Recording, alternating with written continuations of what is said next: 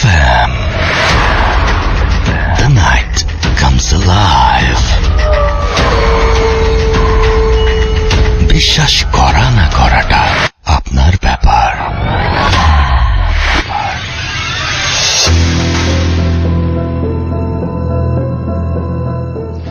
Welcome back. 7 দিন পরে আবারও ভূত এফএম নিয়ে আপনাদের সাথে হাজির হলাম আমি রাসেল। ঘড়িতে সময় রাত 11:59 এবং ভূত এফএম আপনাদের সবাইকে আমন্ত্রণ জানাচ্ছি। যে যেখানে আছেন আশা করছি ভালো আছেন এবং আমাদের সাথে আছেন। এই ভাষার মাসটা খুবই অদ্ভুত। এই মাসে যেমন আমর 21 বইমেলা, ঠিক একইভাবে আমরা গতকালকে পালন করেছি 21 ফেব্রুয়ারি। ঠিক একই সেই ভাষার মাসে একটা মর্মান্তিক ঘটনা ঘটে গেছে, আপনারা সবাই জানেন। এবং সেই একটা ভয়াবহ অগ্নিকাণ্ডে আমরা যাদের হারিয়েছি, যাদের সেখানে যারা মৃত্যুবরণ করেছেন তাদের জন্য আল্লাহর কাছে দোয়া করি এবং তাদের পরিবারের জন্য সমবেদনা জানাই ভূত এফএমের পক্ষ থেকে। আশা করছি সবাই ভালো আছেন এবং সবাই সবসময় নিরাপদে থাকার চেষ্টা করবেন এবং সেটা অনেক বেশি ইম্পর্টেন্ট আমার কাছে মনে হয়। তো যাই হোক, কিভাবে প্রথমে জানিয়ে দিই ভূত এফএমের সাথে আপনারা যোগাযোগ করবেন বা ভূত এফএমে যারা আছেন তারা কিভাবে আমাদের সাথে কানেক্টেড থাকবেন। আপনারা যদি ইমেইল পাঠাতে চান তাহলে আমাদের ইমেইল অ্যাড্রেসটা আপনাকে একটু মনে রাখতে হবে বা আপনাকে নোট করে নিতে হবে। আমাদের ইমেইল অ্যাড্রেস হচ্ছে bhutfm@radio40.fm, which is bhwtfm@radioforj.fm। আপনার নাম, ঠিকানা এবং ফোন নাম্বার সহ আপনার জীবনে ঘটে যাওয়া বা আপনার জানা সেরা ঘটনা লিখে পাঠিয়ে দিন আমাদের কাছে। ঘটনার শুরুতে অবশ্যই উল্লেখ করুন যে ঘটনাটি আপনি স্টুডিওতে এসে শেয়ার করতে চান, নাকি আপনি চান আপনার ঘটনা আমরা পড়ে শোনাই। যারা দেশের বাইরে রয়েছেন তারা সরাসরি অডিও ক্লিপ পাঠিয়ে দিতে পারেন বা লিখেও পাঠাতে পারেন আপনার ঘটনাটি। আমাদের দুটো ফেসবুক পেজ রয়েছে, which is www.facebook.com/radio.furti and www.facebook.com/bhutfm.russell। যেখানে আমাদের পোস্ট আছে, এই পোস্টের নিচে আপনি লাইক দিতে পারেন, কমেন্ট করতে পারেন, এই পোস্টটি শেয়ার করে আপনি আরো অসংখ্য মানুষকে জানাতে পারেন ভূত এফএমের ব্যাপারে। এবং আপনার চারপাশে যে সমস্ত মানুষ আছেন যাদের কাছে ঘটনা রয়েছে বা যারা বিভিন্ন ধরনের ব্যাপার এক্সপেরিয়েন্স করেছেন তাদেরকে আপনারা উৎসাহিত করুন ভূত এফএমে ঘটনা পাঠানোর জন্য, এবং সেটা যে কোনো ফরম্যাটেই হোক, অডিও ক্লিপ করে পাঠান আর লিখে পাঠান। আপনারা তাদেরকে একটু প্লিজ জানাবেন ভূত এফএম সম্পর্কে এবং তাদের ঘটনাগুলো পাঠাতে বলবেন। এবং তারা যদি পাঠাতে সক্ষম না হন তাহলে আমি রিকোয়েস্ট করব যে তার ঘটনাটি আপনি শুনে নিয়ে আপনি পাঠিয়ে দিন আমাদের কাছে। এবং আমার মনে হয় না যে বাংলাদেশে এরকম ঘটনার কোনো অভাব আছে এবং আমরা চাইলেই সেই ঘটনাগুলো পেয়ে যেতে পারি যদি আপনাদের সহযোগিতা পাই। ভূত এফএম অনেকটা পথ পাড়ি দিয়ে আজকের এই অবস্থানে এসছে এবং আপনারা যদি সঙ্গে থাকেন তাহলে আমরা আরো অনেক দূরে এগিয়ে যাব, সেই প্রত্যাশাই করি, সেই কামনা করি। আর আমাদের সাথে we have a very special guest tonight. আমাদের সঙ্গে আছেন আহমেদ বাবু ভাই, যিনি কিছুক্ষণের মধ্যে আপনাদের সাথে তার ঘটনা শেয়ার করবেন এবং আশা করব যে তার ঘটনাগুলো প্রতিদিনের মতো আজকেও ভালো লাগবে। এবং আমরা ট্রাই করব আপনাদেরকে, আপনারা সবসময় বড় ঘটনা পছন্দ করেন, দেখা যাক কি করা যায়। আমরা শুরুতে যেটা করব সেটা হচ্ছে একটা ঘটনা শোনাবো। সেই ঘটনাটি অবশ্যই একটা ইমেইল, প্রতিদিনের মতো আজকেও সেই ইমেইলে চলে যাচ্ছি একেবারে ভূত এফএমের শুরুতেই। আশা করছি এই ঘটনাটি আপনাদের ভালো লাগবে। যেভাবে লিখেছেন আমি সেইভাবে পড়ার চেষ্টা করছি। সাকিবুল হাসান, আমি লক্ষ্মীপুর সরকারি পলিটেকনিক্যাল ইনস্টিটিউটের ইলেকট্রিক্যালের 6ষ্ঠ পর্বের ছাত্র। ভালো লাগলে ঘটনাটি পড়ে শোনাবেন। অনেক দিন ধরে লিখব করে অবশেষে আজ আমি যে ঘটনাটি বলবো তা আমাদের দাদার বাড়ির। ঘটনাটি একটি পুকুরকে নিয়ে। এটি ঘটে আজ থেকে প্রায় 40 বছর পূর্বে। এটা আমি শুনেছি আমার এক দাদির কাছে। আমি ওনার মতো করে বর্ণনা করার চেষ্টা করব। দিঘিটির নাম কমলার দিঘি। এটি নোয়াখালী জেলার চৌমোহনী চৌরাস্তার একটু দূরে কেন্দুবাগ এসে কমলার দিঘি বললেই সবাই দেখিয়ে দেবে। মূল কথায় আসে, তখন সচরাচর পুকুরের পানি ছিল না, যার ফলে পানির জন্য অনেক দূরে দূরে যেতে হতো। এই সমস্যা থেকে শুরু হয় পুকুর খনন। এলাকার মানুষ কষ্টের কারণে পানির জন্য পুকুর খননের পরও পানির দেখা মিলল না।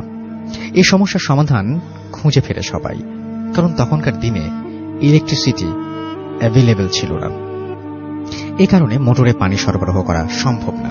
অতঃপর তাদেরকে পানির জন্য যে কোনো পরীক্ষা দিতে রাজি বলা চলে। এক পর্যায়ে সেই এলাকায় কয়েকটি পরিবারের সাথে অদ্ভুত স্বপ্ন দেখানো শুরু হয়। স্বপ্নের ধরন এমন, কমলা নামের মেয়েটা যেন সেই পানিশূন্য পুকুরে তাকে হাঁটতে হবে, এবং ঘটনাটি যদি এখানেই শেষ হতো তাহলে ভালোই হতো। এরপর যা হলো তা রীতিমতো অকল্পনীয়। সবার অনুরোধে কমলা নামের মেয়েটার পরিবার মেয়েটাকে রাজি করালেন। স্বপ্নের বাকি অংশে বলা হলো, মেয়েটার হাঁটতে হাঁটতে তার পায়ের গোড়ালি থেকে যতক্ষণ না পর্যন্ত রক্ত বের হয় ততক্ষণ পর্যন্ত হাঁটাটা কন্টিনিউ করতে হবে। অবশেষে সবার ভালো হোক ভেবে মেয়েটা এই কষ্ট মেনে নিয়ে কাজটি করবেন ঠিক করলেন। কমলা কাজটি করা অর্থাৎ হাঁটা শুরু করেন। হাঁটতে হাঁটতে সময় পার হতে লাগলো। এক সময় কয়েকজন মিলে একটা সহজ পন্থা অবলম্বন করলেন। তারা একটা কবুতর জবাই করে কমলার পায়ের গোড়ালিতে কৌশলে লাগাবেন। ওভাবে কাজটি হলো। বিপত্তি বাধল তখনই যখন পানি পুকুর ভরতে থাকে। মেয়েটা পানির নিচে চলে গিয়ে আস্তে আস্তে তলিয়ে যেতে লাগলো। কোন এক অজানা রহস্যে মেয়েটা ওপরে উঠে আসতে পারল না। পুকুরে পানিতে ভরপুর, মেয়েটা পানির নিচে। সবাই হয়তো ভাবছেন এটা কিভাবে সম্ভব। সত্যি না হয় দেয়া ঠিকানায়, সত্যি যদি বিশ্বাস না হয় দেয়া ঠিকানায় যোগাযোগ করে দেখুন। মেয়েটির স্বামী ও একটি কোলের বাচ্চা ছিল।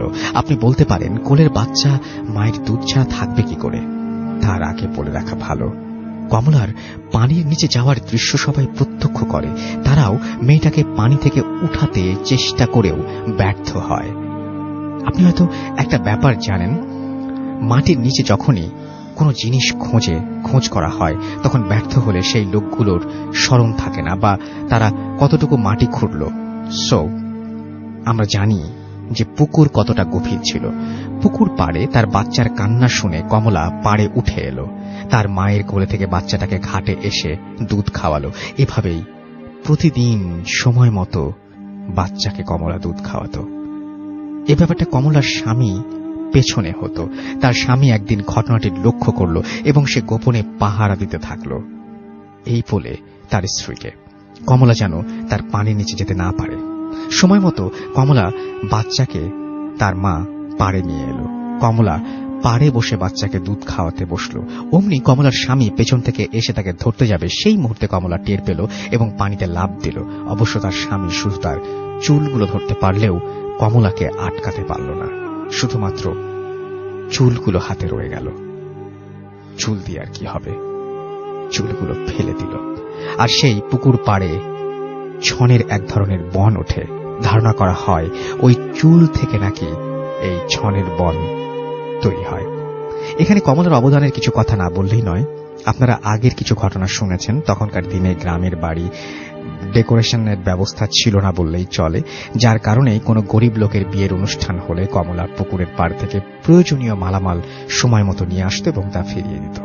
এখানে বলে রাখা ভালো, কমলার স্বামী চুল টান দেওয়ার পর থেকে কমলা আর পানির ওপরে উঠে আসতো না। যথারীতি বিয়ের মালামালের কৃতজ্ঞতা ভুলে গিয়ে এক লোক একটা পানির গ্লাস লুকিয়ে রাখল। অনুষ্ঠান শেষে মালামাল ফেরত দেওয়ার সময় বিপত্তি বাধল। তা 3 দিন ওপরে থেকে অবশেষে সেই সুবিধা আর কারো জন্য এলো না। সবশেষে ওই পুকুরে মাছ ধরার জন্য পুকুরের নিচে একজন লোক সেই কমলার অবস্থান নিশ্চিত করে। ওই লোক জানতে পারায় কমলা তাকে পেট ভরে খাবার খাইয়ে এক খেলে পান খেতে দিল। লোকটি পুকুরের নিচ থেকে উঠে এলো।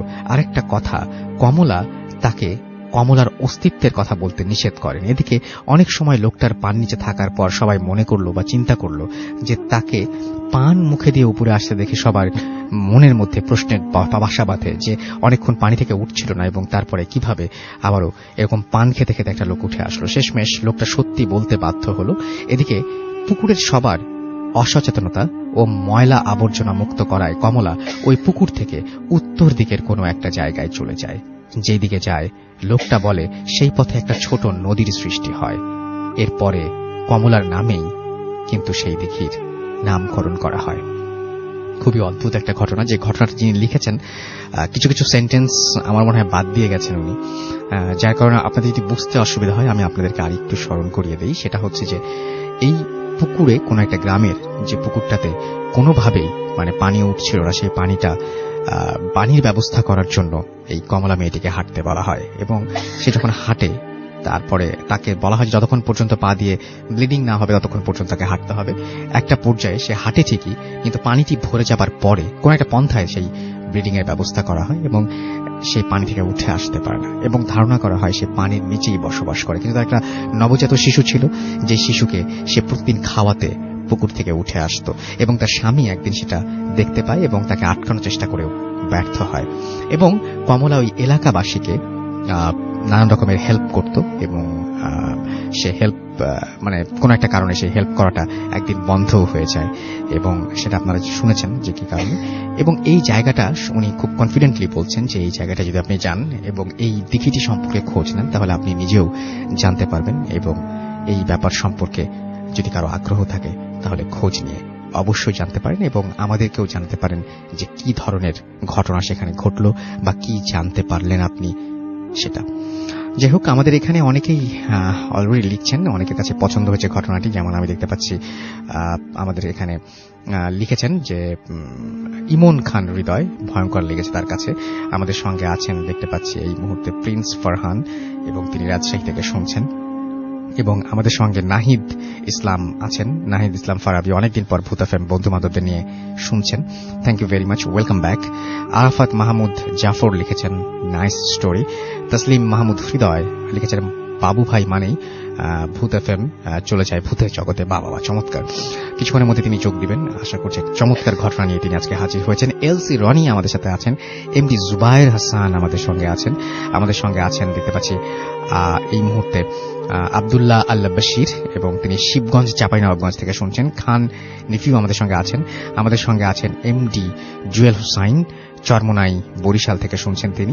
তৌসিফ খান আমাদের সঙ্গে আছেন, আমাদের সঙ্গে আছেন লাবিব জামান, আমাদের সঙ্গে আছেন দ্য পারফেক্ট ম্যান তুষার খান, চট্টগ্রাম বন্দর থেকে শুনছেন। ইজাজ আহমেদ আমাদের সঙ্গে আছেন, ফরহান রহমান জিম আমাদের সঙ্গে আছেন, সাবা তাজ লুভা আমাদের সঙ্গে আছেন সাতক্ষীরা থেকে, আমাদের সঙ্গে আছেন দেখতে পাচ্ছি মুস্তাক শাহরিয়াত তন্ময় রাজশাহী থেকে, আহনাফ তাহমিদ হক নাফি আমাদের সঙ্গে আছেন, আমাদের সঙ্গে আছেন দেখতে পাচ্ছি হাসান রাকিব, রংপুর থেকে শুনছেন তিনি, আমাদের সঙ্গে আছেন রবিন জাভেরি, আমাদের সঙ্গে আছেন এমডি সাগর হাওলাদার, তিনি শুনছেন। আমাদের সঙ্গে আছেন মইনুল হাসান তুষার, না মইনুর সাগর, আমাদের সঙ্গে আছেন তাহসিন হাসান তুষার, আমাদের সঙ্গে আছেন বাপ্পি দেওয়ান, ইব্রাহিম আল হৃদয় আমাদের সঙ্গে আছেন, মমিন হাসান পিয়াস আমাদের সঙ্গে আছেন, রনি আর এস আমাদের সঙ্গে নাটোর থেকে আছেন, আমাদের সঙ্গে আছেন আলামিন খান, আমাদের সঙ্গে আছেন দেখতে পাচ্ছি ইমরান খান NRL, আমাদের সঙ্গে আছেন আশিক আল গালিভ, আমাদের সঙ্গে আছেন দেখতে পাচ্ছি এই মুহূর্তে ফাইজ রায়হান, আমাদের সঙ্গে আছেন এমডি মোজাম্মেল SH ইমন, আমাদের সঙ্গে আছেন জুবায়ের আহমেদ জিসান, আমাদের সঙ্গে আছেন এমডি মাসুদ রানা সহ আমাদের সঙ্গে আছেন রূপম সরকার, রাসেল আমাদের সঙ্গে আছেন, আমাদের সঙ্গে আছেন দেখতে পাচ্ছি জিনিদিন জিদান, আচ্ছা ওকে, NH রাজ আমাদের সঙ্গে আছেন। ফার্স্ট ঘটনাটা তার কাছে ভালো লেগেছে। হাবিবুর আর জিসুন আমাদের সঙ্গে আছেন, আমাদের সঙ্গে আছেন এমডি রাজু সরকার, আমাদের সঙ্গে আছেন এই মুহূর্তে শাকিল আহমেদ শোভন, রাজশাহী থেকে শুনছেন তিনি। সৈয়ব আহমেদ আমাদের সঙ্গে আছেন, আমাদের সঙ্গে আছেন মিঠুন চক্রবর্তী, আমাদের সঙ্গে আছেন তসলিম আহমেদ, আমাদের সঙ্গে আছেন জাহিদ হাসান, আমাদের সঙ্গে এই মুহূর্তে আছেন আরিফুর রহমান জিতু, এমডি রঞ্জু সরকার, এছাড়া আমাদের সঙ্গে আছেন RDX আনিস, আমাদের সঙ্গে আছেন আর অনেকেই। আমাদের যে পেজ থেকে পড়লাম সেই পেজটির অ্যাড্রেস www.facebook.com/radio.ফুর্তি, এই পেজে আপনারা লিখতে পারেন, এবং এখন যেখান থেকে পড়লাম সেটা হচ্ছে www.facebook.com/bhutfm.russell। কিছুক্ষণ পরে আমরা ফুর্তির পেজে যাব এবং সেখান থেকে পড়ব। তার আগে চলে যাব বাবু ভাইয়ের কাছে তার ঘটনা শোনার জন্য। আসসালামু আলাইকুম বাবু ভাই, আশা করছি ভালো আছেন। ওয়ালাইকুম আসসালাম রাসেল ভাই, থ্যাংক ইউ ভেরি মাচ। একটু অসুস্থ, কাশি, ঠান্ডা, সেটাই, মানে এই গলার সাউন্ডটাকে মানুষ এক্সকিউজ করতে হবে একটু, না ইনশাআল্লাহ। আর আরেকটা ব্যাপার হচ্ছে যে আমি ঘটনা শুরু করার আগে বলতে চাই যে গত 2 দিন আগে আমাদের পুরান ঢাকায় যে ব্যাপক অগ্নিকাণ্ড হলো এবং অনেকগুলো মানুষ একসাথে মারা গেল, সবার আত্মার মাগফিরাত কামনা করছি। ওকে রাসেল ভাই, ওকে, কাহিনীতে চলে যাই। এটা অনেকের বাবার কাহিনী। অনেকের বাবা, ওদের বাড়ি আর কি, দাদা বাড়ি হচ্ছে আপনার বিল অঞ্চলে, বাংলাদেশের একটা বিল অঞ্চল হচ্ছে ওদের দাদা বাড়ি। And it's been long time, like এটা হচ্ছে হয়তো 70-এর দিকের বা স্বাধীনতোত্তর বা স্বাধীনতার কিছু আগে, এরকম সময়, অনেক আগে। তখন অনেকের বাবা বেশি ইয়াং ছিলেন আর কি, উনি তখন মানে কেবল কৈশোর ছাড়াই আর কি এরকম পদার্পণ করছে, এরকম সময়কার কাহিনী। আচ্ছা, তো উনি বাড়ি যায় আর কি। ওই সময় বাড়ি যাওয়ার জন্য ওনাদের লাগতো, লঞ্চে করে যাওয়া লাগতো। ঢাকা থেকে ওরকম ব্যবস্থা ছিল না বাসে করে যাওয়ার মতো, আর গেলেও সেটা অনেক অনেক ঝামেলার ছিল আর কি। লাইক বা একটা জায়গায় যে সেখান থেকে সুইচ করতে হতো, তৈরি করতে হতো, এবং যেহেতু বিল অঞ্চল সরাসরি বাড়িতে পৌঁছানোর অবস্থা ছিল না, তো লঞ্চে করে যে এক জায়গায় তারা নামতো, সেখান থেকে মানে আপনার হাঁটা পথে দেন নৌকা এরকম করে করে যাওয়া লাগতো। তো যে কারণে হোক, ওর বাবা যখন নাকি ওইবার বাড়ি যায়, তো তখন যেই লঞ্চটাতে তার যাওয়ার কথা, মানে সেই লঞ্চটা সে টাইম মতো পায় না।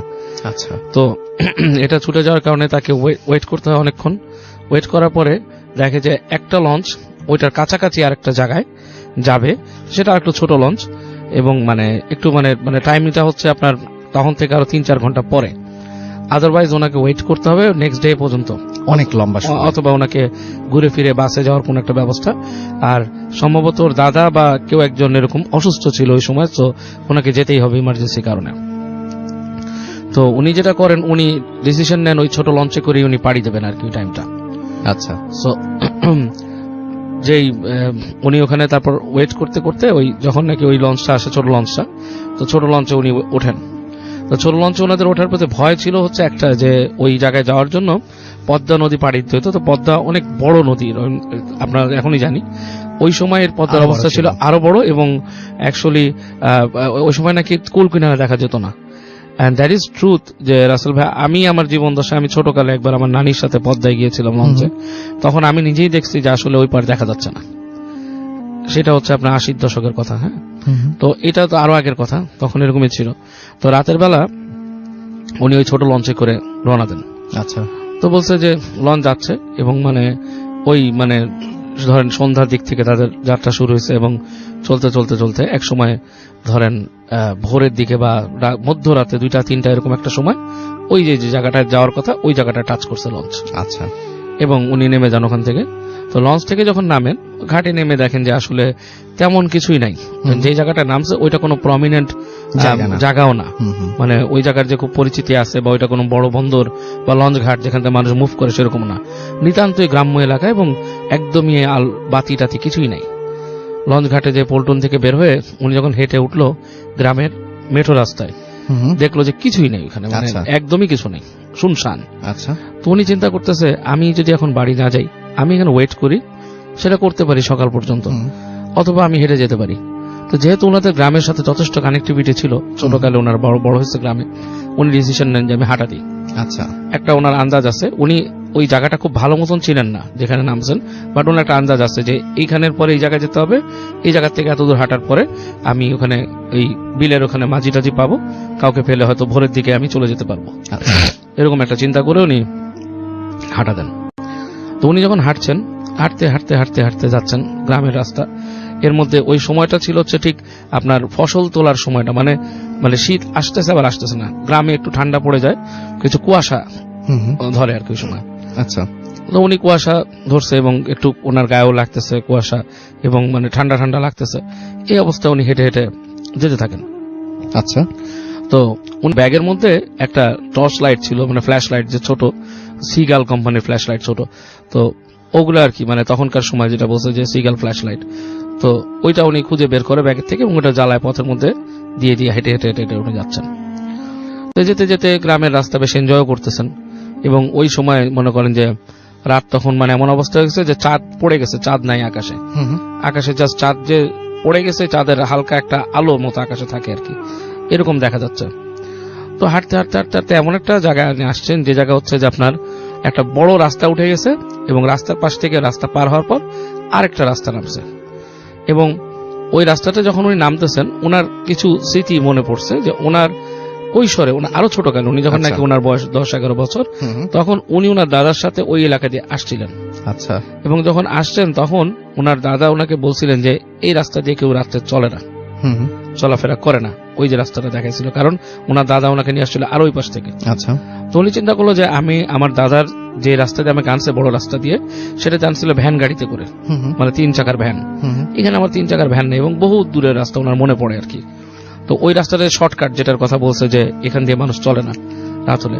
তো উনি চিন্তা করছে এখানে কি নামবো, কেন চলে না দাদা, এত কিছু বলেননি, কিন্তু কনফিউশন আছে। তো উনি অনেক চিন্তা ভাবনা করে উনি করলো কি, রাস্তা ক্রস করে ওই রাস্তায় নামছে যেটাতে মানুষ চলে না রাতে। তো উনি ওখান থেকে নেমে হাঁটা ধরছে। হাঁটতে ওইটা হচ্ছে বলছে যে একটা আইল থাকে যে গ্রামে ফসলের জমির মাঝখানে আইল, তার থেকে একটু বেশি চওড়া। আচ্ছা, মানে বেসিক্যালি হয়তো একটা ভ্যান গাড়ি কোনো সময় যেতে পারে এরকম। এবং যেতে যেতে উনি দূরে দেখতেছে যে বাঁশঝাড় এরকম ছেয়ে গেছে। বাঁশঝাড় যখন ছেয়ে গেছে ওনার কাছে একটু ভয় লাগতেছে, কারণ বাঁশঝাড় সম্পর্কে অনেক কিছু প্রচলিত আছে গ্রামে, যে বাঁশঝাড় থেকে নাকি বাঁশ পড়ে থাকে, এসব কথা তখন ওনার মাথায় আসতেছে আর কি। তো উনি এতটা আমল নেন নাই, উনি যাচ্ছে বাঁশঝাড়ের মধ্যে দিয়ে এবং কোনো বাঁশ পড়া উনি পান নাই। যাচ্ছে তো যখন উনি বাঁশঝাড়টা পার হচ্ছেন, মানে প্রায় মাঝামাঝি জায়গায়, তখন একটা শব্দ পায়। শব্দটা হচ্ছে জোরে বাতাস গেলে যেরকম মানে একটা হুইসেল তৈরি করে, সেরকম একটা হুইসেল টাইপের সাউন্ড। মনে হচ্ছে যে কিছু একটা ছুটে চলতেছে দুই পাশে বাঁশঝাড়ের ভেতর দিয়ে। তো উনি মানে একটু ওনার গা শিরশির করে ওঠে, ঘটনা কি। তো উনি এক জায়গায় থেমে যান, থেমে যেয়ে উনি কান পাতেন, দেখে শব্দ নাই।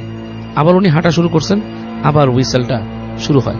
ইটস লাইক আমরা যদি কোনো বাতাসের মধ্যে দিয়ে খুব দ্রুত যানবাহন লাইক মোটরসাইকেল বা সাইকেলে যাই, আমাদের কানে কিন্তু একটা বাতাস লাগে, কাইন্ড অফ লাইক দ্যাট। ওরকম একটা বাতাসের শব্দ উনি পাচ্ছেন। তো উনি হাঁটতে থাকেন, চিন্তা করে যে কোনো হোক এখানে আমার থেমে দাঁড়ালে খামাখা চলবে না। হ্যাঁ, চলবে না, জিনিসটা আসলে একটা বাজে জিনিস বা যেটাই হোক ভয় লাগবে বা হোয়াটএভার। চিন্তা করে ভয়ও পাইছে উনি কিছুটা। তো হাঁটতে হাঁটতে হাঁটতে উনি আরো সামনে চলে যায়। তো বেশ কিছু দূর যে উনি দেখে ওনার হাতের বাম দিকে ওই গ্রামের পরিত্যক্ত জমিদার বাড়ি একটা, ওখানে এক জমিদার ছিল। সেই জমিদারের মানে এক সময় এরা এখানে রুল করতো এবং অনেকে করতো, পরবর্তীতে তারা এগুলো ছেড়ে দিয়ে ভারতে চলে যায়, তাদের প্রপার্টিজ লেফট ওভার ওখানে আছে। তো ওই জমিদার বাড়িটা যখন উনি দেখে যে জমিদার বাড়ির অবয়ব দেখা যাচ্ছে পাশে, ভাঙাচোরা এই জালনা টালনা, তখন ওনার মনে হয় যে আসলে এই জমিদার বাড়ির কারণেই কি মানুষ এই রাস্তাটা পরিহার করে চলে কিনা, হু নোজ। অনেক কিছুই তো শোনা যায় জমিদার বাড়ির সম্বন্ধে। যাই হোক, উনি ওইটা মাথায় আসে এবং আরেকটু ভয় বেড়ে যায় ওনার জমিদার বাড়ি সম্পর্কে। তো হেঁটে হেঁটে হেঁটে হেঁটে উনি যখন জমিদার বাড়িটা পার হচ্ছে রাসেল ভাই, তখন ওনার কাছে জিনিসটা খুব ইন্টারেস্টিং লাগে। মানে পাশ থেকে যাওয়ার সময় যে দৃশ্যগুলো দেখতেছে, বাড়ির সামনের আঙিনা এটা সেটা, তখন খুব ইন্টারেস্টিং লাগে। তো উনি মনে করে যে আমি এখানে একটা সিগারেট খাই। হ্যাঁ, তো ওখানে উনি থেমে একটা সিগারেট উনি ধরায় আগুন দিয়ে। তো সিগারেট যখন উনি ধরাচ্ছে, ওনার কাছে তখন মনে হয় যে আলোটা ধরানোর সময় পাশ থেকে কিছু সাটসাট করে সরে গেছে। ইটস লাইক অন্ধকারে কেউ একজন আশেপাশে থাকলে, আগুন জ্বালালে যেমন কেউ দৌড় দিয়ে সরে গেলে পাশ থেকে, এরকম একটা ফিলিংস ওনার কাছে কাজ করেছে। হ্যাঁ, মাথার মধ্যে। তার মানে আমার সাথে কেউ ছিল আশেপাশে, এত সাইলেন্টলি এত হিসেবে, মানে ওনার কাছে বেশ লাগা শুরু করে। তো উনি সিগারেট ধরায় উনি খেতে থাকে। খেতে খেতে উনি সিগারেট টানতে থাকে এবং হাঁটে সামনে, এবং হাঁটতে হাঁটতে হাঁটতে জমিদার বাড়ির আঙিনাটা ক্রস করে। এবং ওনার কাছে তখন থেকে মনে হওয়া শুরু করে যে ওনার পিছনে মানুষ আছে, কেউ কিছু জিনিস হাঁটতেছে, সামথিং লাইক দ্যাট। তো উনি পিছনে উকি দেয়, পেছনে ফিরে কাউকে দেখে না। বাট যখনই ফিরে হাঁটা ধরে, মনে হয় যে ওনার সাথে সাথে কেউ হেঁটে হেঁটে ফলো করতেছে। এবং এরকম করে যেতে যেতে উনি এক পর্যায়ে ওই যে সেই বিল, ওটার পাশে চলে আসে। ওইটার পাশে এসে উনি দেখে একটা নৌকা, ওখানে একটা নৌকা রাখা আছে এবং নৌকার উপরে একটা মানুষ বসা, বোঝা যাচ্ছে মানে দূর থেকে যে একটা অবয়ব, মানে কেউ বসে আছে, গায়ের মধ্যে চাদর বা কিছু দিয়ে ঢাকা। এটা একটা কোনো কিছুর স্তূপ হতে পারে, আবার একটা মানুষ হতে পারে, এরকম কিছু একটা। তো উনি চিন্তা করে যে আমার তো এখান থেকেই যেতে হবে বিলে, আমার রাস্তার নাই, এবং নৌকা যেহেতু একটা আছে, উনি হেঁটে হেঁটে যায়, যে উনি গলা চড়ায় ডাক দেয়, এই মাঝি আসো নাকি এসে। তো কোনো শব্দ নাই। 2-3বার ডাকার পরে ওই যে ওনার যে একটা দেখা যাচ্ছে যে একটা স্তূপের মতো, ওটা নড়ে উঠছে। নড়ে ওঠার পরে উনি বুঝে যে একজন মানুষ উঠে বসছে, মাথার উপর থেকে কাপড় সরাচ্ছে না। উনি বলে আমাকে নিয়ে যাবা অমুক জায়গায়, একটা জায়গা, যে জায়গা উনি যাবে ওই জায়গার নাম বলে। তো ওখানে কিছু বলে না, দেখে যে একটা দাঁড় ঠাস করে শুধু পানিতে পড়ছে, বলে যাবে। তো উনি ভাবে যে এটা হয়তো এত ভোর রাতে ঘুম জড়ানো যাইতে পারে এর জন্য। তো উনি কিছু না বলে আস্তে করে নৌকা উঠে বসে। তো নৌকায় যখন উঠে বসে দেখে যে বেশ দুলুনি, ছোট নৌকা, মানে এটাতে বেশি হলে 2-1 জনের বেশি মানুষ চড়তে পারে না। যখন নৌকায় উঠে বসার পরে দেখে যে ব্যাপক দুলুনি শুরু হয়ে গেছে। আচ্ছা, যে ওখানে লাইক কয়েকজন মিলে নৌকাটাকে দুলালে যেরকম হয় সেরকম। তো দেখে যে ওই যে মাঝি ছিল হাতে লাঠি দাঁড়, সে পানির মধ্যে ঝাপ করে দুই একবারে দাঁড় দিয়ে এরকম বাড়ি দেয়, তারপর দুলুনিটা কমে। তো ওনার কাছে মনে হয়েছিল যে উনি যখন নৌকা উঠছে অন্য কেউ নৌকা ওঠার চেষ্টা করছে এই সময়, বাট ওঠে নাই সামহাও। যাই হোক, নৌকাটা ওই লোকটা ছেড়ে দেয় এবং নৌকা আস্তে আস্তে যেতে থাকে। তো উনি মাঝির সাথে কথা বলার চেষ্টা করে, হ্যাঁ, যে কি ব্যাপার, আপনার বাড়ি কোথায়, রাত্রেবেলা আপনার এখানে কোনো নাই, কোনো একটা কুপি জ্বালেন। মাঝি কোনো কথা বলতেছে না। তো উনি ওনার সিগারেট শেষে, তো ওনার না ভয় একটা ভেতরে কাজ করতে থাকে, বিকজ অফ নৌকার পানির মধ্যেও একটা কুয়াশা বিলে, এবং ওই বিলের আশেপাশে মাছ ধরার জন্য বিভিন্ন পাতা থাকে, ওটা কি বলে, ওই যে জালের মতো পাতা থাকে। বুঝতে পেরেছি। তো উনি মনে মনে আবার চিন্তা করে যে এগুলো অনেক গল্প শুনছে বিল সম্পর্কে এই সম্বন্ধে, এবং রাত কয়টা বাজে। তখন উনি করে না ঘড়ি বের করে, ওনার হাতে একটা সিকো ঘড়ি ছিল, ওখানে তাকায় ওই যে সিগারেটের আলো দিয়ে জোরে যে তাকায় দেখে, তখন 3:30 এরকম বাজে আর কি। তো ওখানে যাচ্ছে, পানি দিয়ে দেখে আস্তে আস্তে যাচ্ছে। তো উনি চিন্তা করে যে উনি লাইট মারবে কিনা। তো একবার ভাবে লাইট মারবে মাঝির দিকে, হাতে ফ্ল্যাশ লাইট ছিল। তো ভাবে যে আবার গ্রামে এটাকে খুব বাজে ভাবে নাকি দেখা হয় কারো চেহারার উপর ফ্ল্যাশ মারলে। এটা তো স্বাভাবিক, এটা খুবই স্বাভাবিক। হ্যাঁ, তখন চিন্তা করে এটা আবার ওই মাঝি অফেন্ডেড হয় কিনা। তো মাঝি ওনার সাথে কথা বলে না। উনি খুব ফ্রাস্ট্রেটেড হয়ে গেছে, কি ব্যাপার। তো এক সময় নৌকাটা যেতে যেতে যেতে ওনার যে গন্তব্যের যে জায়গা তার কাছে চলে আসে, এসে দেখে যে নৌকাটা আস্তে আস্তে আস্তে আস্তে করে পাড়ের কাছে নিয়ে আসতেছে। পাড়ের ঠিক না ঠেকায় মাঝিটা করে কি, ওই বইটা দিয়ে, হাতের যে লগিটা ছিল ওইটা যে পানির মধ্যে বাড়ি দিয়ে আঘাত করে আটকায় রাখে, নৌকাটাকে থামায় দেয়। আচ্ছা। তো উনি বলতেছে যে কি ব্যাপার, পাড়ে নামাচ্ছেন না কেন। তো ওই সময় মাঝি প্রথম কথা বলে, এবং কথাটা রাসেল ভাই লাইক খুবই ডিফারেন্ট টাইপের টোন, লাইক একটা পুরুষ মহিলা মিলায় যেরকম টোন করে, যেরকম লাইক একটা মানুষের টোনের সাথে মিল নেই। টোনটা হচ্ছে নাইমেন না, নাইমেন না এমন ভাবে বলে, লাইক খুবই ভয়ঙ্কর একটা টোনে। ও শুনে ওর গায়ের সব লোম দাঁড়ায় যায়, এবং সে তাকায় দেখে যে ওই যে পাড় যে আছে নদীর পাড়ে, ওখানে চোখ জ্বলতেছে কিছু। ইটস লাইক ধরেন আপনার কোনো শিয়াল বা নেকড়ে টাইপের কোনো প্রাণী যদি ওখানে থাকে এরকম, এবং অনেকগুলা ঠিক ওই পাড়ের মধ্যে। তাকে বলছে নাইমেন না বলে, সে ওর গায়ে তো লোম দাঁড়ায় গেছে, পানিতে নামতেছে না, আর ওই নৌকাও বসে থাকতে পারতেছে না ওনার উপর। তো হঠাৎ করে সে তারপর চিন্তা করে এদিক তাকাচ্ছে ওদিক তাকাচ্ছে, হঠাৎ করে তাকায় দেখে যে মাঝি যে ছিল সে নাই, ওখানে শুধু একটা চাদর পড়ে আছে। আচ্ছা, খুবই চাদরটা লাইক আপনার একটা হঠাৎ করে একটা বস্তু যদি চলে যায়, চাদরটা রেখে দেয়, ইটস লাইক দ্যাট, এরকম ভাবে পড়ে আছে। তো উনি বসে তখন কি করে, ওখানে বসে আস্তে আস্তে দোয়া পড়তে থাকে, এবং যখন দোয়া পড়ে তখন দেখে যে ওই দূরের ওগুলা আরেকটু সরে যাচ্ছে এবং গড় গড় গড় গড় শব্দ করতেছে। এরকম করতে করতে এক সময় ফজরের আজান দেয় দূর থেকে। আজান দেওয়ার পর উনি দেখে আর কিছু নাই ওখানে। তো উনি আস্তে আস্তে নেমে যখন নাকি উনি ওই নৌকাটাতে পাড়া দিয়ে নামতে দেখে নৌকাটা ফুস করে ডুবে গেছে পানিতে। ওনার লাস্ট পাড়াতে নেমে যাচ্ছে, তাদের নৌকাটা পানিতে ডুবে গেছে।